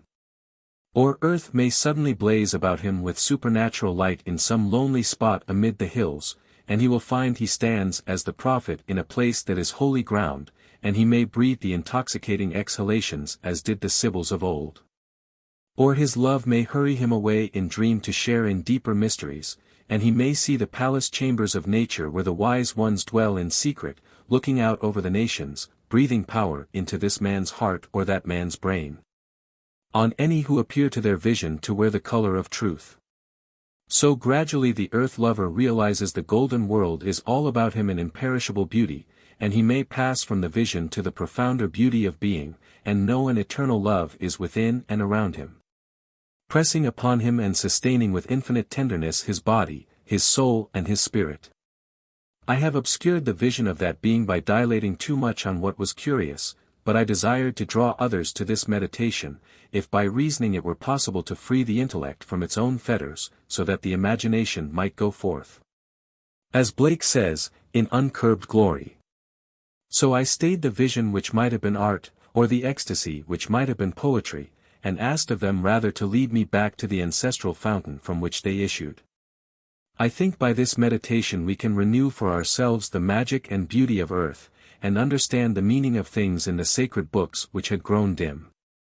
We have so passed away from vital contact with divine powers that they have become for most names for the veriest abstractions. And those who read do not know that the mighty mother is that earth on which they tread and whose holy substance they call common clay. Or that the Paraclete is the strength of our being, the power which binds atom to atom and earth to heaven, or that the Christos is the magician of the beautiful and that it is not only the architect of the God world but is that in us which sees beauty, creates beauty.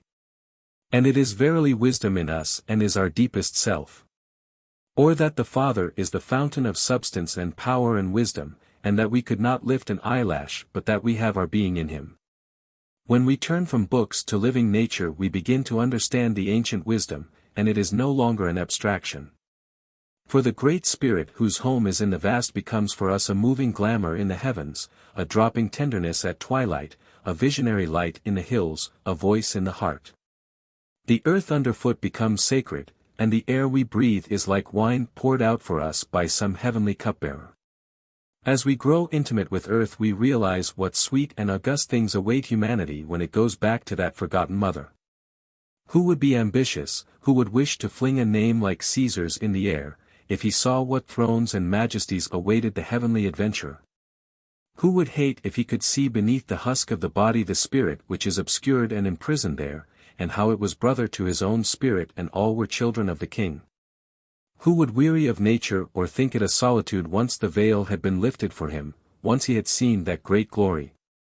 Would they not long all of them for the coming of that divine hour in the twilights of time, when out of rock, mountain, water, tree, bird, beast or man the seraph spirits of all that live shall emerge realizing their kinship, and all together? Fierce things made gentle, and timid things made bold, and small made great, shall return to the Father being and be made one in its infinitudes. When we attain this vision nature will melt magically before our eyes, and powers that seem dreadful, things that seemed abhorrent in her will reveal themselves as brothers and allies. Until then she is unmoved by our conflicts and will carry on her ceaseless labors. No sign is made while empires pass. The flowers and stars are still his care. The constellations hid in grass. The golden miracles in air. Life in an instant will be rent. When death is glittering, blind and wild, the heavenly brooding is intent to that last instant on its child. It breathes the glow in brain and heart. Life is made magical. Until Body and spirit are apart. The everlasting works its will. In that wild orchid that your feet in their next falling shall destroy. Minute and passionate and sweet. The mighty master holds his joy. Though the crushed jewels droop and fade, the artist's labors will not cease. And from the ruins shall be made some yet more lovely masterpiece.